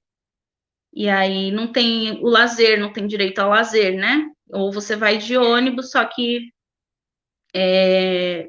é muito complicado uma cidade tão grande como São Paulo andar de ônibus, porque você paga muito. Gente, é muito caro. Eu fui passar 15 dias lá, eu nem sei quanto de dinheiro que eu gastei. Eu fiquei endividada só do tanto que eu gastei com locomoção dentro de São Paulo. Gente, tô acostumada a morar em cidade pequena, eu fico muito assustada com o gasto de quem mora em São Paulo. E aí ele estava muito contente que tinha conseguido comprar esse carro, mas aí veio a pandemia e não conseguia abrir o bar, porque não podia. E aí o que eles estavam podendo fazer? O Marmitex e entregar lá na frente, entregar para quem encomendava o Marmitex. E ele viu que isso não estava dando dinheiro, foi inventar outra coisa, porque era assim, meu pai tinha que inventar outra coisa. Porque as empresas de segurança não aceitavam mais ele botava currículo, ninguém chamava, já estava numa idade de 40 e poucos anos, ninguém chamava. E aí ele deu a vida dele todo como pedreiro, pintor e segurança, mas agora nenhuma empresa queria ele, então ele tinha que se virar assim, um botequim, alguma coisa que ele mesmo pudesse fazer na precarização do trabalho, sem os direitos, sem INSS, sem poder pagar, porque ou você compra a minha irmãzinha, essa mais nova, ela nasceu com anemia falciforme, então ela precisa tomar um leite específico com menos ferro, porque o ferro acumula no sangue dela e fica enganchado. Eu vou falar aqui na nossa, para vocês poderem entender.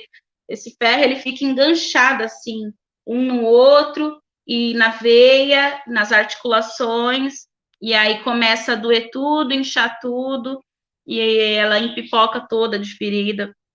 Então, a alimentação dela precisa ser diminuída em ferro, e esse leite é caro. E a gente não tem como correr disso. Mas eu sou pobre, não posso comprar. A gente tem que tirar de onde não tem. A gente continua tendo as necessidades, a gente tira de onde não tem. E aí, imagina que a pessoa vai pagar o INSS, sendo que tem que comprar uma lata por semana de leite para criança de R$ 80. Você não vai tirar dinheiro para pagar um INSS. Mas é só R$ 60. Mas é só 100. Mas é só tanto. Mas você não vai tirar.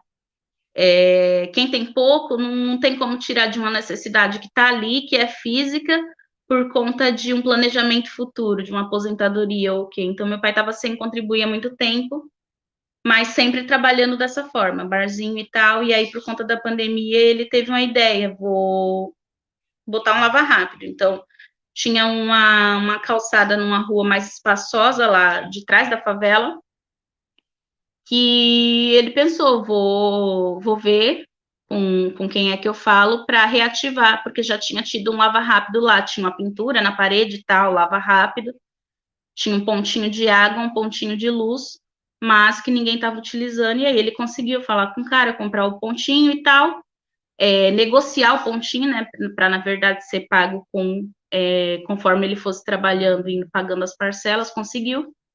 E aí vieram, assim, uns 15 dias de chuva, isso agora, recente, uns 15 dias de chuva na cidade de São Paulo, estava indo tudo bem esse lava rápido, só que aí uns 15 dias de chuva que ninguém ia lavar carro na chuva. E aí ele pensou, dinheiro, cadê o dinheiro? Porque o bar fechado, o lava rápido tá chovendo, preciso de dinheiro, o que eu vou fazer? Vou pegar. Então ele pegou o carrinho dele e foi catar reciclável. Conversou com algumas pessoas de algumas lojas no centro da Penha para pegar reciclável, e nessa de pegar reciclável ele estava conseguindo tirar alguma graninha. Pegou por pouco mais de uma semana, não sei se completou 2, que ele estava juntando reciclável, quer dizer, um homem com profissão, com curso e já com o 2º ano do médio. Não tinha nenhuma oportunidade nesse momento que não fosse catar reciclável. E eu acho, assim, isso absurdo, não que seja indigno, porque eu acho que, ok, foi o meio que ele conseguiu e era o meio que ele estava conseguindo colocar dinheiro na casa dele. Mas vamos aqui, eu e você que está aí me vendo, você colocaria o seu filho nessa carreira de catar reciclável? Você colocaria o seu filho para fazer um curso para ser catador de reciclável? Ou para ser faxineiro? Ou para ser porteiro? Ou para ser essa carreira que você deseja para o seu filho? Que ele seja gari ou que seja empregada doméstica? Porque gostam muito de falar, toda profissão é digna. Toda profissão é digna, mas você daria essa profissão para o seu filho? É isso que você vai dar para o seu filho? Você deixaria de lutar por uma faculdade ou por um investimento, sei lá, algo que você queira para o seu filho aí em mente? Você trocaria por uma carreira dessas que você fala que é digna? Bom, eu não trocaria, porque é como o nosso amigo André aqui falou, ser pobre é muito ruim.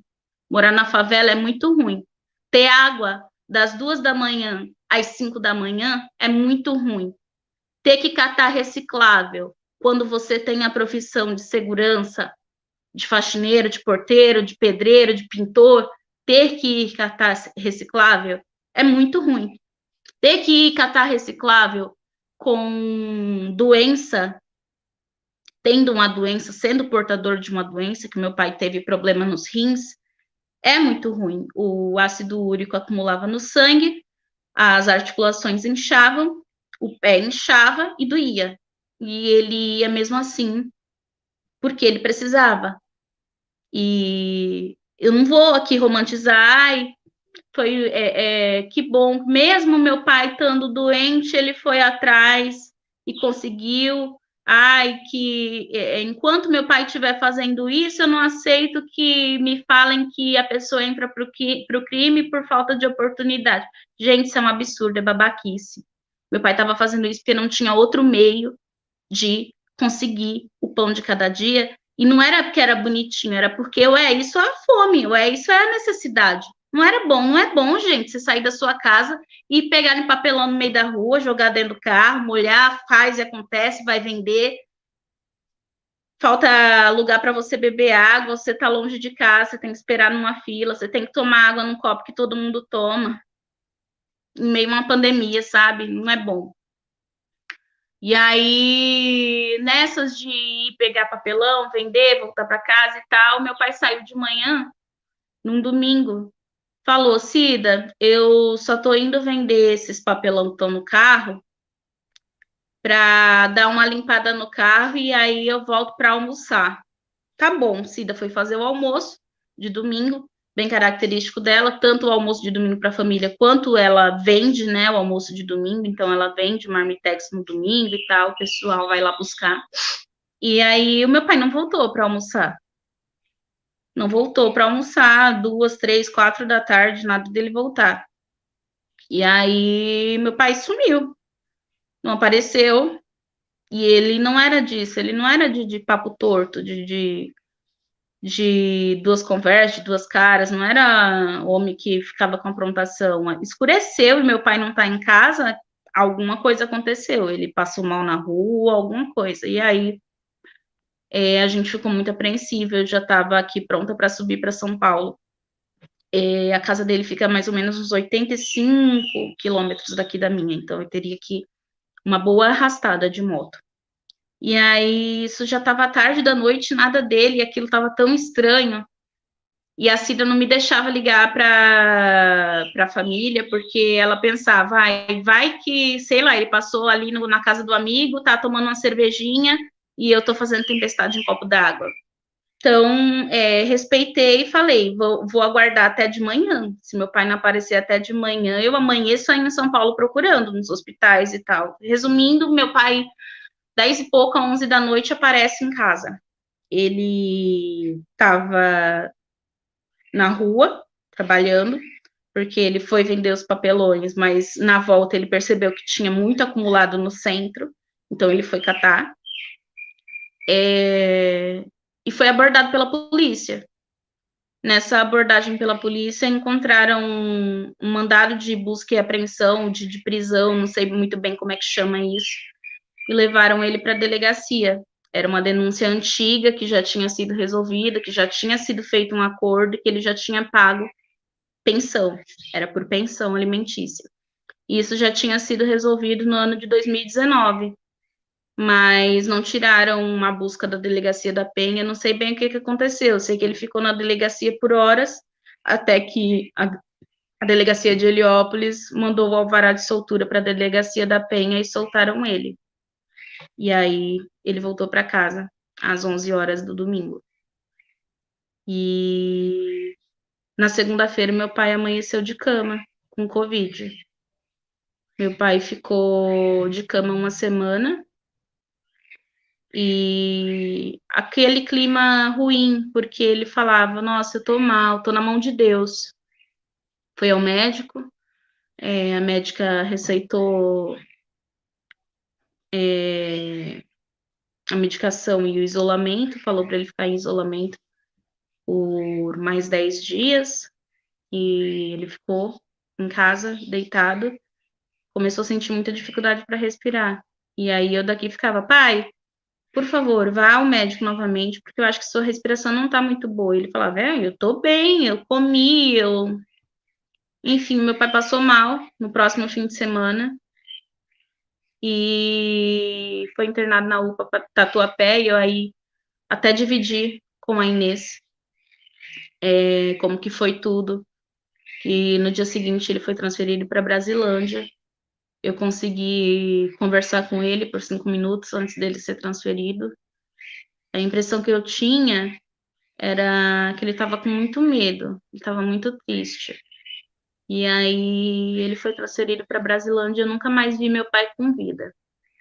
Durante essa semana que ele estava internado no hospital da Brasilândia, eu refleti, me colocando no lugar do meu pai, nessa história toda que eu contei para vocês.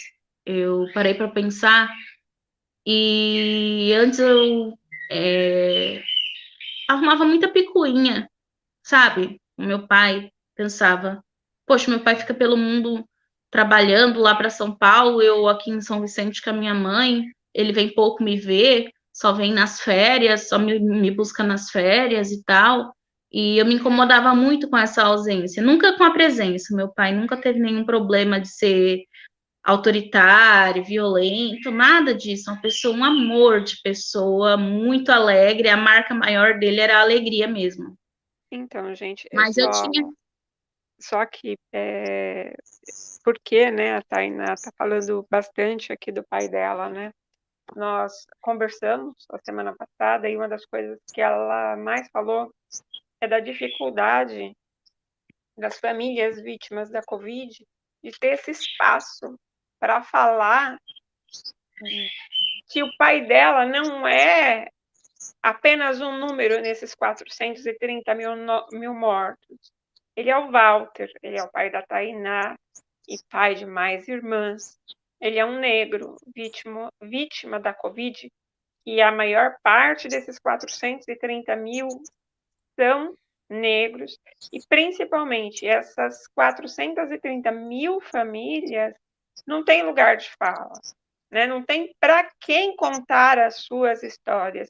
E por isso nós começamos a pensar nisso, em buscar dar espaço e dar esse lugar de fala. O pai da Tainá faleceu no dia 3/4, e é uma situação muito complicada, e vem a culpa, que não é para se ter culpa. E aí, Tainá, não cortando você, mas eu já passo também a palavra para o André, para ele falar sobre as vítimas da Covid, que também estão acontecendo na favela em que ele mora, no Jacarezinho, e fora as vítimas da Covid, da pandemia, do genocídio promovido pelo governo, ainda são essas pessoas que são vítimas das balas que não são balas perdidas, são balas certeiras. Essas balas têm alvo, esse alvo é desenhado nas costas do preto. Esse é um projeto de governo, um projeto realmente para assassinar pretos e pobres, seja por Covid ou seja por bala.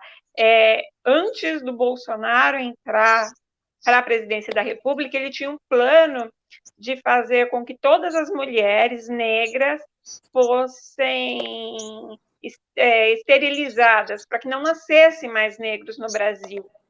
E isso já é algo histórico, como a gente está falando aqui de 13 de maio, e aí o Vitor também complementa, dessa questão da miscigenação. Não foi à toa que trouxeram brancos para vir para o Brasil para clarear a pele dos brasileiros, e não à toa, historicamente, a gente sabe que tem a revolta dos povos haitianos, e não queria que aqui no Brasil nós nos revoltássemos com o governo, como os povos haitianos fizeram. Então, essa questão da miscigenação, ela foi pensada, ela foi estruturada, e ter aqui o Walter, pai da Tainá, falecido dia 3 de abril, ele faz parte desse plano de extermínio. Se eu não consigo matar todos por meio de bala de fuzil, que eu mate no leito de um hospital, que eu mate de Covid,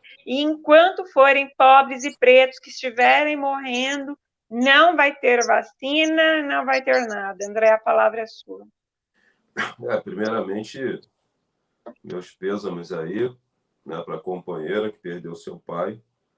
Estava contando a história do seu pai. A história do seu pai tipifica o que é regra para o nosso povo, né?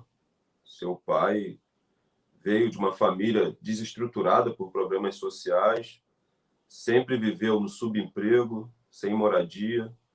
Seu pai, na verdade, a vida toda de luta, seu pai nunca viveu, né? Seu pai sobreviveu. Seu pai sobreviveu. É o que nós fazemos aqui, né? Mas nós queremos viver, né? Eu sempre falo isso. O negro quer viver. A gente está cansado de sobreviver. E sobreviver em um inferno. As pessoas não sabem o que é ser preto no Brasil. Então, vendo a história do seu pai, é a regra do nosso povo. É a regra do homem negro, sem carinho da família, sofrendo racismo estrutural desde a infância, com aqueles apelidos que nós recebíamos na escola, né? Beiço de mula, cabelo de bombril, nariz de batata, boneca de piche, né? Tudo isso vai construindo um alto ódio da nossa imagem, né? É a porta giratória do banco que trava, é o segurança particular que nós temos todas as vezes ao entrarmos em uma loja. É muito doloroso tudo isso. É muito doloroso carregar esse peso nas nossas costas, né? E sensibilizou muito a história do seu pai, porque é a história do nosso povo, né? É um homem que nunca conseguiu viver, né? Ele sobreviveu a vida toda, né? catando papelão, se virando aqui, se virando ali, para cuidar da E família. assim, o nosso tema central aqui é que abolição. Então, só para fechar, é isso. Meu pai trabalhou a vida inteira dele e não conseguiu, como dizem, né, vencer. Não conseguiu. Assim, ele já se considerava um vencedor, porque quem vem de um lugar que não tem família, que não tem autonomia sobre o próprio suor, poder escolher o que fazer, poder ter uma família, mesmo que também desestruturada, uma esposa aqui, depois tentou ter outra esposa e outra, mas é o que ele falava. Pelo menos eu tenho minhas filhas. E sentir parte do mundo, né? Porque é muito difícil quando você não tem estrutura nenhuma, quando você não faz parte de uma família, sentir parte do mundo, parte merecedora desse mundo, parte merecedora das coisas boas do mundo. Então, ele já se considerava um vencedor, mas trabalhou a vida inteira dele para ter o básico, para comer, para morar, a vida toda de trabalho. 51 anos que meu pai tinha e trabalhava desde os 6. E ele morreu deixando o barzinho com a casa atrás, na invasão embaixo do viaduto, na Penha de França. E ele nunca parou de trabalhar. Então, que abolição? Está perfeito. Veja bem, no dia 13 de maio, no dia 13 de setembro de 1850, 33 anos antes da falsa abolição, o Estado brasileiro ele legislou a Lei de Terras. E essa lei visava com que nós, negros, não tivéssemos acesso à terra. Veja bem, não é mais uma lei vigente, mas nós vivemos nessa situação até os dias atuais, porque quem mora em território de favela sabe que nós não tínhamos a titularização da posse da terra. Nós somos amparados pela lei de uso capião, que defende a benfeitoria. O negro nunca teve acesso à terra, diferente dos europeus, que vieram no processo de imigração financiado pelo Estado brasileiro, eles receberam terra, receberam fomentação para a manutenção da sua cultura. Vai no Rio Grande do Sul, vai lá no Rio Grande do Sul, você vai ver a cultura alemã lá, mantida, diferente com a nossa cultura aqui, que sempre foi perseguida e é perseguida até os dias atuais. O nosso povo é muito forte, pessoal. O nosso povo é muito inteligente, é de uma sabedoria extrema. A gente fez o sincretismo religioso para manter a nossa espiritualidade, que está linkada direto com a nossa ancestralidade. Conseguimos manter a nossa cultura viva até os dias atuais, depois de todo o massacre e toda a perseguição. Por quê? O Estado brasileiro, que é branco, e a supremacia branca, sabe. Se destruir a cultura de um povo, você destrói a identidade de um povo. Por isso que a nossa cultura ela é tão perseguida. Veja o que acontece hoje nos territórios de favela com a expansão das igrejas evangélicas neopentecostais. Não tem mais folia de reis, não tem mais entrega de doce de Corme e Damião, não tem mais jongo, não tem mais nada, pessoal. Não tem mais terreiro de candomblé, de umbanda. Os caras que... as baianas viraram obreiras de igreja, diáconas de igreja. Os puxadores de samba hoje são cantores gospel. O crescimento e a expansão das igrejas evangélicas está interferindo diretamente naquilo que o negro produziu de cultura e culturalmente dentro dos territórios de favela. E isso também é genocídio. Então, isso também é genocídio. O genocídio não é só a morte física do nosso corpo, não, pessoal. Sabe? Tem a questão subjetiva do genocídio. E a destruição da nossa cultura também faz parte do genocídio, porque é a destruição da nossa identidade. Você demonizar a nossa espiritualidade, que eu nem gosto de usar essa terminologia religião, isso vem do latim, significa religar. Nós nunca tivemos deslinkado da nossa ancestralidade, da nossa espiritualidade. Isso é coisa do branco. Religião é coisa do branco. Isso não é nosso. Então, assim, quando você demoniza a espiritualidade do negro, o que fazem com as religiões de matriz africana aqui, isso também é genocídio. Não é à toa, pessoal, que os terreiros de candomblé e de umbanda estão cheios de branco. E não é à toa que as igrejas evangélicas neopentecostais estão cheias de negros. Por quê? Eles conseguiram convencer o negro que a nossa espiritualidade é coisa do demônio.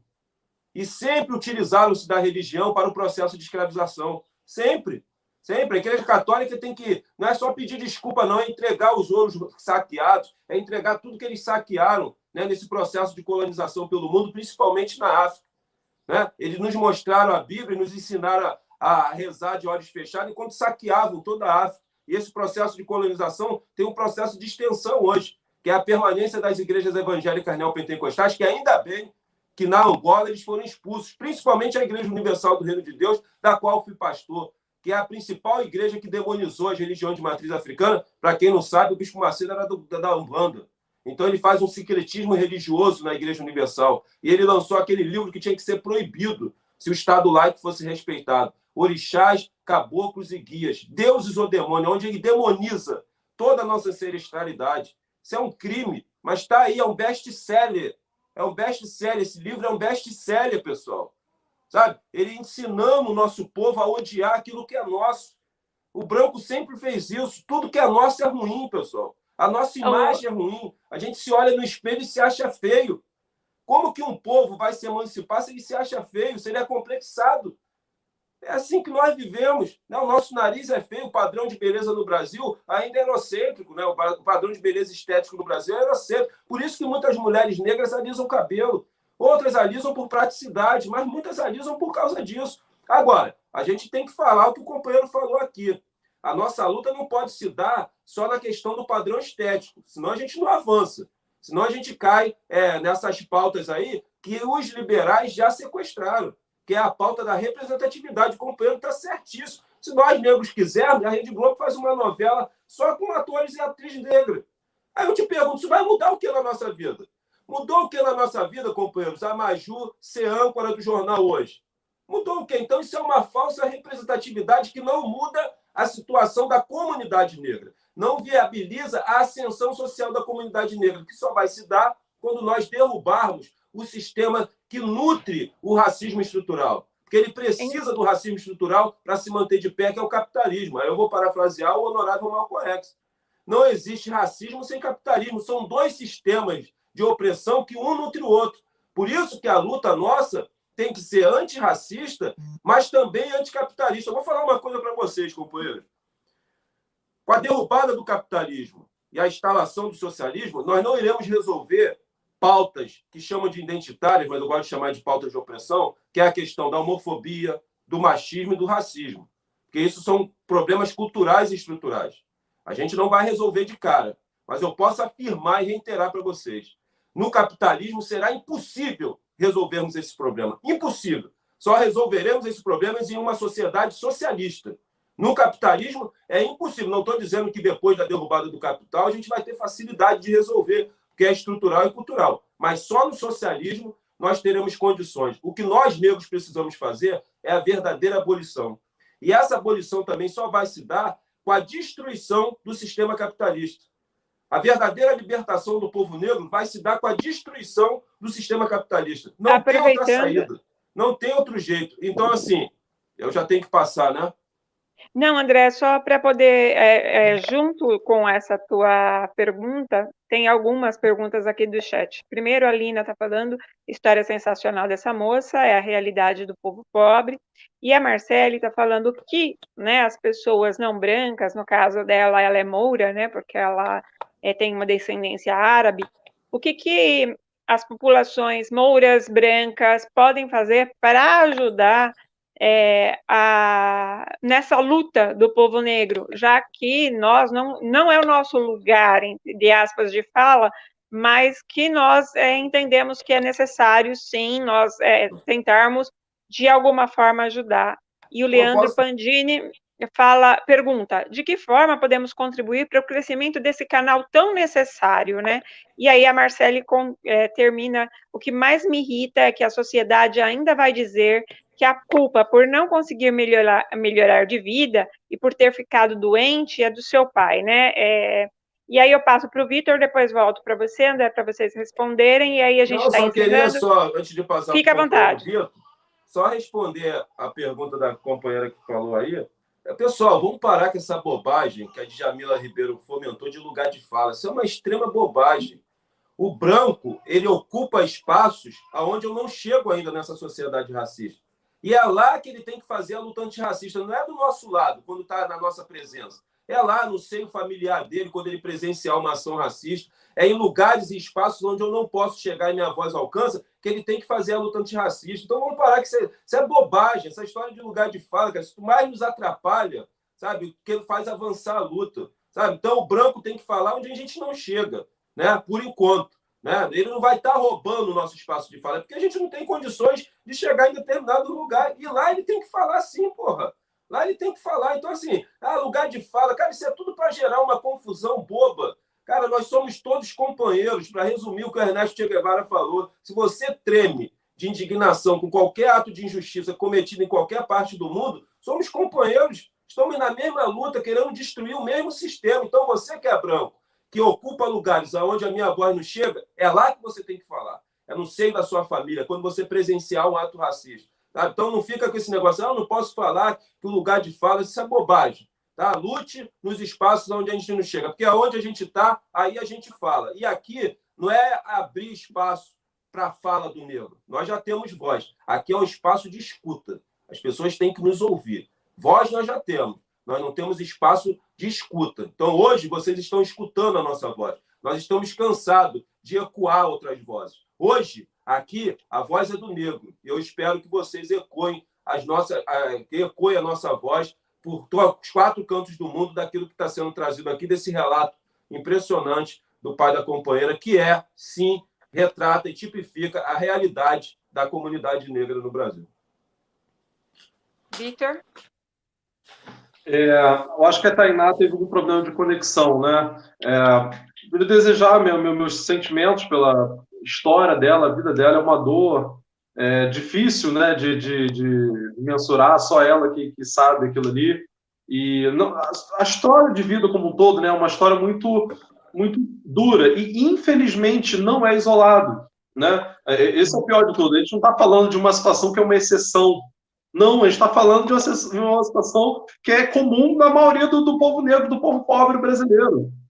Enfim, então, esse é o mais triste de tudo, né? Essa não é uma história isolada. Eu queria me atentar a um ponto, vou tentar não me alongar muito, porque o André tocou num ponto para mim que eu acho central para entender esse fenômeno, que o Gessé Souza também, embora possa ter alguma divergência com ele, é bem interessante, que é a questão da ascensão do neopentecostalismo, que é algo muito complicado, e é um assunto delicado porque hoje o evangélico é negro, como bem o André falou. A maioria dos evangélicos hoje são mulheres negras. Os estudos mostram isso. E isso é um fator fundamental. O Gessé Souza faz uma associação do seguinte: ele fala do bom escravo e do mau escravo, como era visto, né, pelas elites. O bom escravo era um escravo obediente, um escravo que nunca se rebelava, um escravo que estava ali e nunca gerava problema para o senhor de escravo. O mau escravo era o rebelde. O mau escravo é que não aderia à cultura do branco. O mau escravo é aquele que mantinha a religião, a religiosidade dele, né, oriundo ali da África. Esse era o mau escravo. O Gessé vai dizer que hoje esse bom escravo é o bom pobre. E o bom pobre é quem? É o evangélico. Claro que aqui eu estou simplificando, fazendo uma generalização. Lógico que tem um monte de nuances aí. Mas esse bom pobre é o trabalhador, é o evangélico, é o que não comete o crime, é o cara que está ali dentro da lei, que aderiu e que muitas vezes demoniza a própria cultura dele próprio. Cansei de ver aluno negro dizer que não achava um absurdo discutir qualquer coisa que fosse de Umbanda, de Candomblé, porque aquilo para ele era coisa do demônio. E aí eu tinha que lembrar ele, homem branco, tinha que lembrar ele quem era ele. Eu falei, olha só, você tem noção do que você está falando? Ele falava isso por ser evangélico. Então, assim, a ascensão do neopentecostalismo no Brasil, e também não podemos generalizar os evangélicos, mas particularmente os neopentecostais, e a Igreja Universal é um bom exemplo disso, como bem colocou o André, é um dos principais instrumentos de manipulação política no Brasil. Você pega quem é o público deles? Quem é o seguidor? Quem é o fiel dessa igreja? É o cara que é negro e pobre. Em quem que esses caras votam? Na elite branca, burguesa, que vai ferrar, que vai mandar a polícia lá matar eles. Qual é o instrumento, portanto, que faz com que o pobre negro, justamente aquela base da sociedade, que a gente imaginou que esse rebelar contra o sistema é justamente o que colocam no poder, e os que mais reproduzem o discurso, não os pobres e negros como um todo, mas particularmente esses adeptos dessa teologia da prosperidade, desse neopentecostalismo, onde a Igreja Universal é o maior exemplo. Esses caras são os maiores eleitores do Bolsonaro, são os maiores fiéis defensores do Bolsonaro. Então, quer dizer, esse instrumento de manipulação que são as religiões como um todo, não estou dizendo que toda religião é instrumento de manipulação, nem que os evangélicos por si só são, as religiões evangélicas são instrumentos de manipulação, nem que todos os pentecostais são, mas hoje o neopentecostalismo é um dos principais instrumentos de manipulação política que tem no Brasil, de reprodução da desgraça que a gente vive. A gente tem um massacre onde morrem 35 pessoas, todos negros, e você vê negros também, pobres também, às vezes favelados também, reproduzindo esse discurso. Aí é o que Gessé Souza fala, é a dicotomia entre bom pobre e mal pobre. O bom pobre, às vezes, está torcendo para o mal pobre morrer. O mal pobre é bandido. O mal pobre é aquele que tem que ir para a vala. Quer dizer, você criou uma divisão dentro dos pobres, do mesmo modo que a elite criou, de propósito, uma divisão entre os negros. Criou-se política. A África foi esfacelada, foi dividida toda para facilitar a dominação. E aqui, logicamente, você fez o escravo da Casa Grande, o escravo que trabalha na lavoura.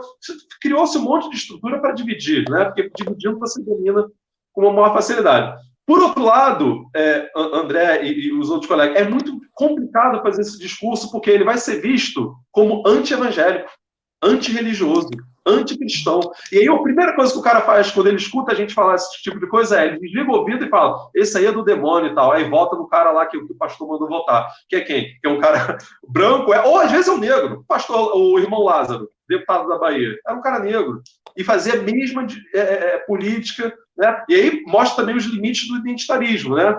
É a questão pura e simplesmente botar uma pessoa negra lá sem discutir classe, sem discutir que políticas efetivamente vão ser colocadas, né? Então, assim, eu acho que essa questão da cultura, né, do neopentecostalismo é algo fundamental. Não dá para a gente simplesmente bater nisso.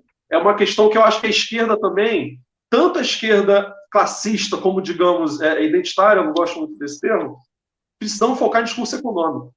Eu acho que essa é uma questão fundamental. O cara tem que se reconhecer como pobre. O X da questão do morador da favela, ele não mora ali porque ele acha legal, ele mora ali porque ele é pobre.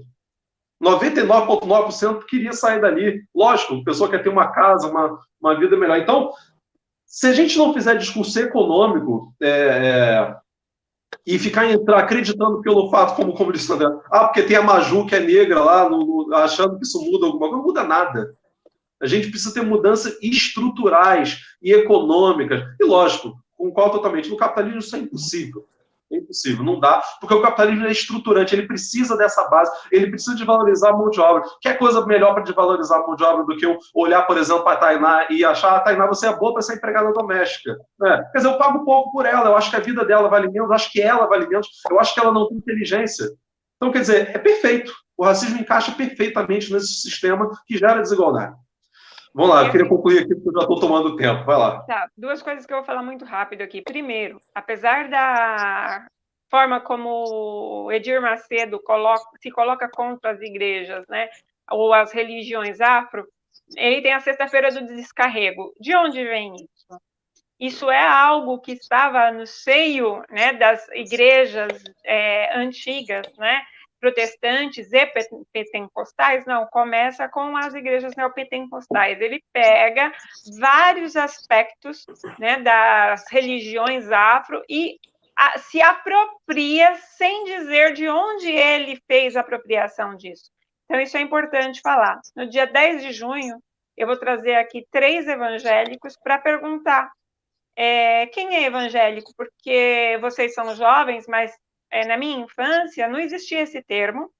As pessoas eram denominadas crentes e quando elas iam falar de si próprias, elas se colocavam, eu sou assembleiano, eu sou testemunha de Jeová, eu sou adventista, e cada um deles, eles eram crentes, mas não evangélicos. Então, eu acredito e eu quero fazer essa discussão junto à população, como eu frequentei testemunha de Jeová, tá? E foi assim que eu aprendi a ler, porque pobre não sabe ler e não sabe se concentrar, a gente não tem como isso, então isso eu devo aos testemunhas de Jeová, mas falar justamente disso.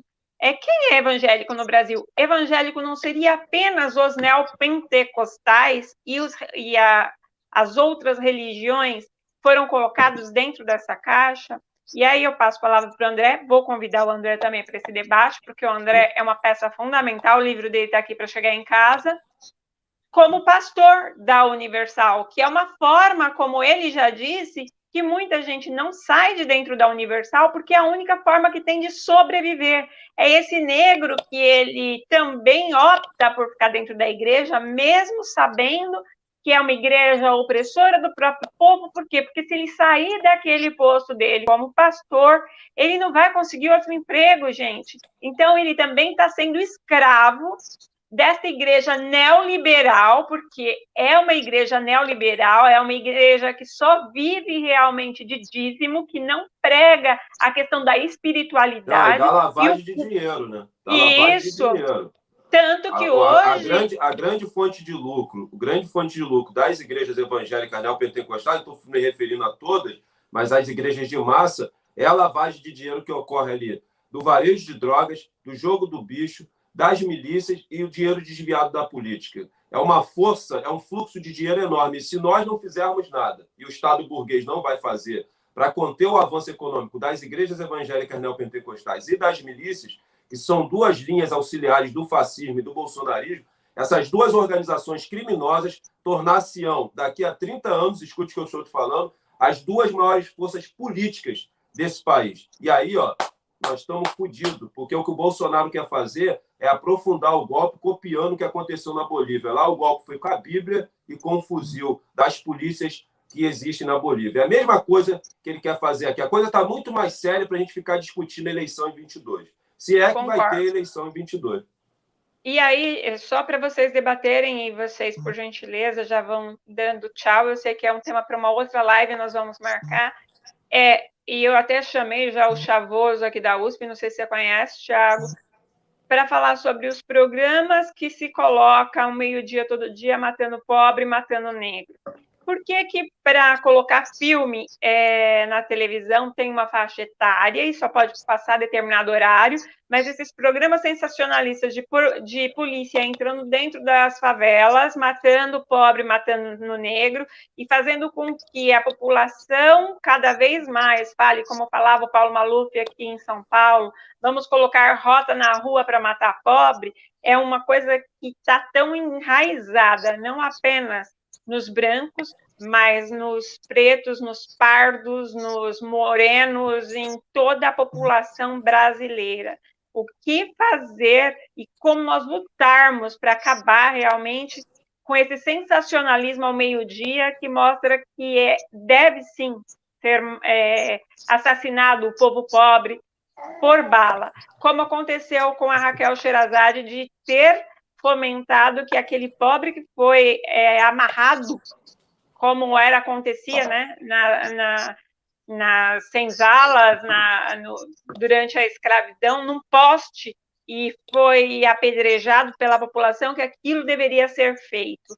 Então, eu gostaria que vocês comentassem sobre isso e nós fôssemos encerrando, porque nós já estamos quase dando 2 horas de programa, e nós vamos trazer isso novamente, para que 13 de maio seja definitivamente encerrado e que a gente tenha consciência de que 20 de novembro, Dia da Consciência Negra, sim, é um momento de nós pensarmos o que acontece com o povo negro. Mas 13 de maio, nós temos que o tempo inteiro relembrar o que foi feito para o negro. Esse negro que foi liberto, mas foi jogado para morrer pela princesa Isabel, que está sendo aí quase canonizada pela Igreja Católica. Vai, André, Vitor, e depois Tainá, e eu já me despeço e agradeço. Tá, vou eu, que eu também tenho que me dirigir ao centro nesse momento. Eu queria dizer aos companheiros e companheiras que, na época da escravidão, os senhores de escravo concediam a alimentação para os negros, uma alimentação necessária para que eles pudessem levantar no outro dia e continuar vendendo a sua força de trabalho escrava. Passou-se séculos, mas a coisa não mudou. No sistema econômico vigente ao capitalismo, ele dá aos trabalhadores, concede aos trabalhadores o necessário para que esses trabalhadores sobrevivam. Essa é a situação real da classe operária, da classe trabalhadora e do proletariado. É uma situação de subcidadãos, né? O capitalismo te dá o suficiente para você sobreviver, porque ele precisa da sua força de trabalho. Sem sua força de trabalho, o capitalismo não produz, né? Então, a gente tem que discutir aqui um tema central, que é o modo de produção capitalista. Eu estou aqui com o celular transmitindo essa live. Alguém produziu ele. Eu sou um trabalhador que pude ter poder aquisitivo de comprá-lo. Então, a gente tem que ir na raiz do problema, que é o modo de produção capitalista. Então, como na época da escravidão os senhores de escravo concediam alimentação somente para os escravos continuarem, né, vendendo a sua força ali de trabalho, vendendo não, né, escravizados ali, hoje é a mesma situação. Então, é importante a gente tocar nesse ponto. Em relação à Covid, quando a Covid subiu os morros, quando a Covid chegou nas aldeias dos povos originários indígenas e nas terras quilombolas, a Covid chegou nos matáveis, naqueles que são descartáveis dentro da sociedade capitalista. E não se engane, eles não moverão uma palha para a vacinação em massa chegar a esses territórios e a esses povos. Por quê? O medo do capitalismo é criarmos no Brasil um exército de reserva, um exército de contingente. Porque no sistema capitalista, ele tem a lista de extermínio dele. Porque no sistema capitalista, os seres humanos só tem duas serventias. Ou você vende a força de trabalho ou consome. Meu amigo, se você não está vendendo a força de trabalho e não consome, você está na lista de extermínio do capitalismo. Porque você pode tornar-se esse exército de reserva que pode ser um problema futuro para o capitalismo. A gente também tem que fazer essa discussão da lista de extermínio, do genocídio do capitalismo. E isso está acontecendo no Brasil. Isso está acontecendo no Brasil. Então, assim, o Bolsonaro não vai mover uma palha. Por quê? A burguesia nacional furou a fila, né, onde seus representantes no Congresso Federal conseguiram passar um projeto de lei, aprovar um projeto de lei de flexibilização da compra das vacinas pelas empresas privadas. Então, a burguesia nacional furou a fila e já está vacinada. A classe dominante, que chamam de elite de forma errônea, viajou, que tem dupla cidadania. Quem está se fudendo, pessoal, quem está morrendo é o operário, é a classe trabalhadora, somos nós negros, os povos originários indígenas, são os descartáveis, são os indesejados. A gente falou disso aqui do projeto de nação de povo branco. O Brasil nos odeia, pô. O Brasil não quer um negro aqui, sabe? Nós somos odiados, essa que é a grande verdade. Nós somos pessoas não gratas aqui, somos pessoas não gratas. Então, assim, a gente tem que fazer essas pontuações. E para encerrar, pessoal, acho que o grande problema da discussão do negro no Brasil que fica entre a Casa Grande e a senzala. O negro que está na senzala, o sonho de ascensão dele é muito pequeno, que é tornar-se um negro da Casa Grande que vai continuar sendo escravo. Que as políticas de Estado para o Brasil, para nós negros, é aquela política de redução de danos, é aquela política do melhora, mas não resolve. É como se o senhor de escravo entrasse na senzala na época da escravidão e colocasse na cama de cimento do negro um colchonete, um cobertor e um travesseiro. Melhorou? Melhorou, mas não transformou, a gente continua escravo. Então, a nossa luta é para aquilombar. Nem senzala, nem porra de Casa Grande. É quilombo, porra. A gente tem que destruir todos os símbolos de poder. O negro não tem que querer ir para a Casa Grande. Sabe? A gente tem que aquilombar, reconstruir o quilombo dentro de nós, para a gente destruir a supremacia branca que está aí acoplada e atrelada ao sistema capitalista. Então, pela construção das milícias armadas revolucionárias socialistas, pelo fim de todas as polícias, e nós temos condições, sim, de discutir a questão da liberação das drogas e a estatização das drogas, claro, o Estado sendo gerido por um governo dos trabalhadores. Eu estou dando soluções para amenizar os problemas e o impacto da violência sobre os nossos corpos negros. Companheiros, vamos à luta. Comida no prato, livro na mão e um fuzil na outra para garantir a revolução. Socialismo ou aprofundamento da barbárie? Vitor? Gente, muito obrigado a oportunidade de estar aqui. O debate foi muito bom, né? Agradecer a Inês que convidou, a Cota TV, excelente debate.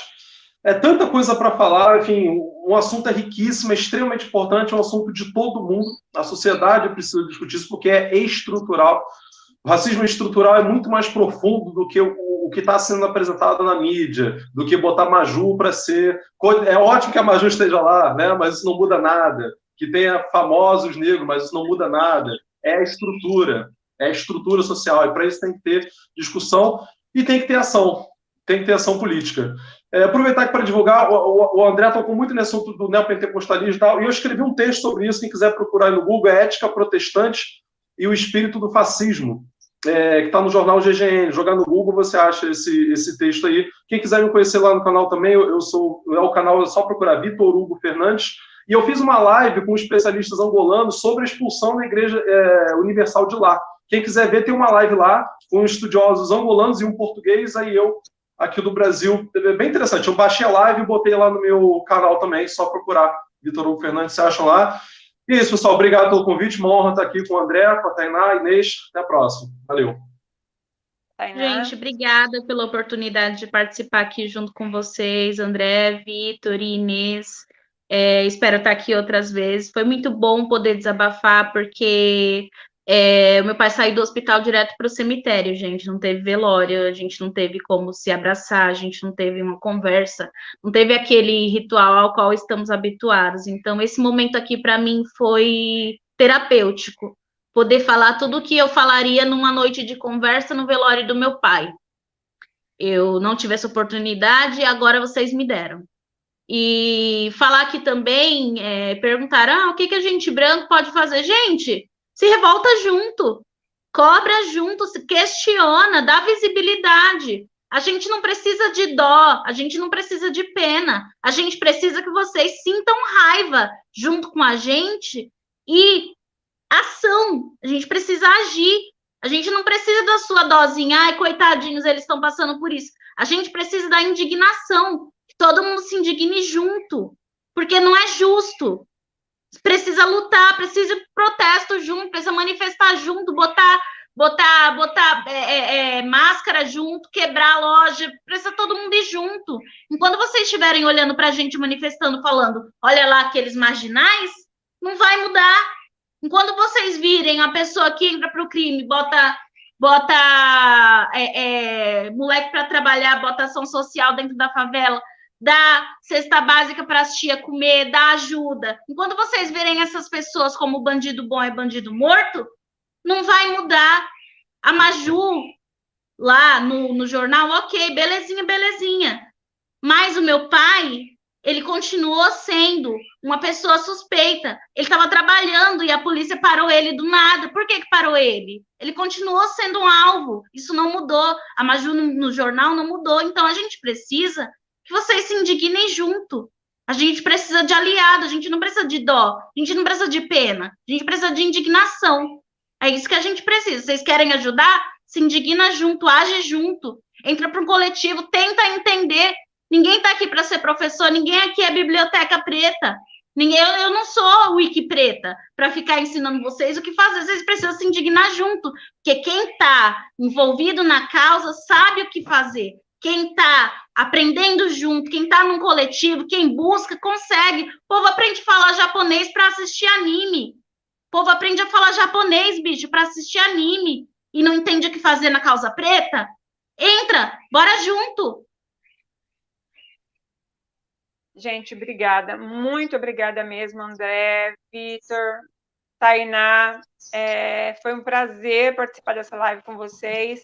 E eu acho que é necessário, não apenas hoje, dia 13 de maio, mas que a gente tenha espaço sempre para poder debater isso, até entrar na cachola da população brasileira, porque foram mais de 500 anos entrando na cachola da população brasileira, que o negro não é gente, que o negro é coisa, e é coisa para ser usada. E por isso mesmo, enquanto as pessoas continuarem olhando para a população negra enquanto coisa, é que a gente vai colocar a empregada preta dentro de casa e dar os trabalhos, ou ser um coletor de lixo, ou os trabalhos que apenas coisas vão fazer, porque foi assim que a Igreja Católica colocou os negros aqui no Brasil, quando da escravidão, que os negros não tinham alma, que eram apenas coisas. E até hoje, quando a gente fala que bandido bom é bandido morto, e como André disse essa semana, as pessoas que foram lá no Vivendas da Barra e pegaram um monte de fuzil e não deram nenhum tiro, porque lá estava repleto de brancos, mas na favela ninguém entra sem dar tiro. Por quê? Porque ainda coisificam o negro. O negro ainda, no ano de 2021, é coisa. Então, a gente tem que partir do princípio que o negro é gente. E depois que a gente tiver essa consciência, aí sim, aí o debate começa a melhorar. Então, vamos parar de coisificar o negro. Pelo menos é essa forma que eu vejo, e eu espero estar sempre nessa luta. Gente, obrigada, Cotter TV, obrigada a todo mundo que esteve aqui até agora, obrigado, companheiro André, obrigado, Vitor, obrigado, Tainá, e vamos à luta. Depois da luta, depois de nós acabarmos com a pandemia, a gente pensa em eleição. Beijo para todos.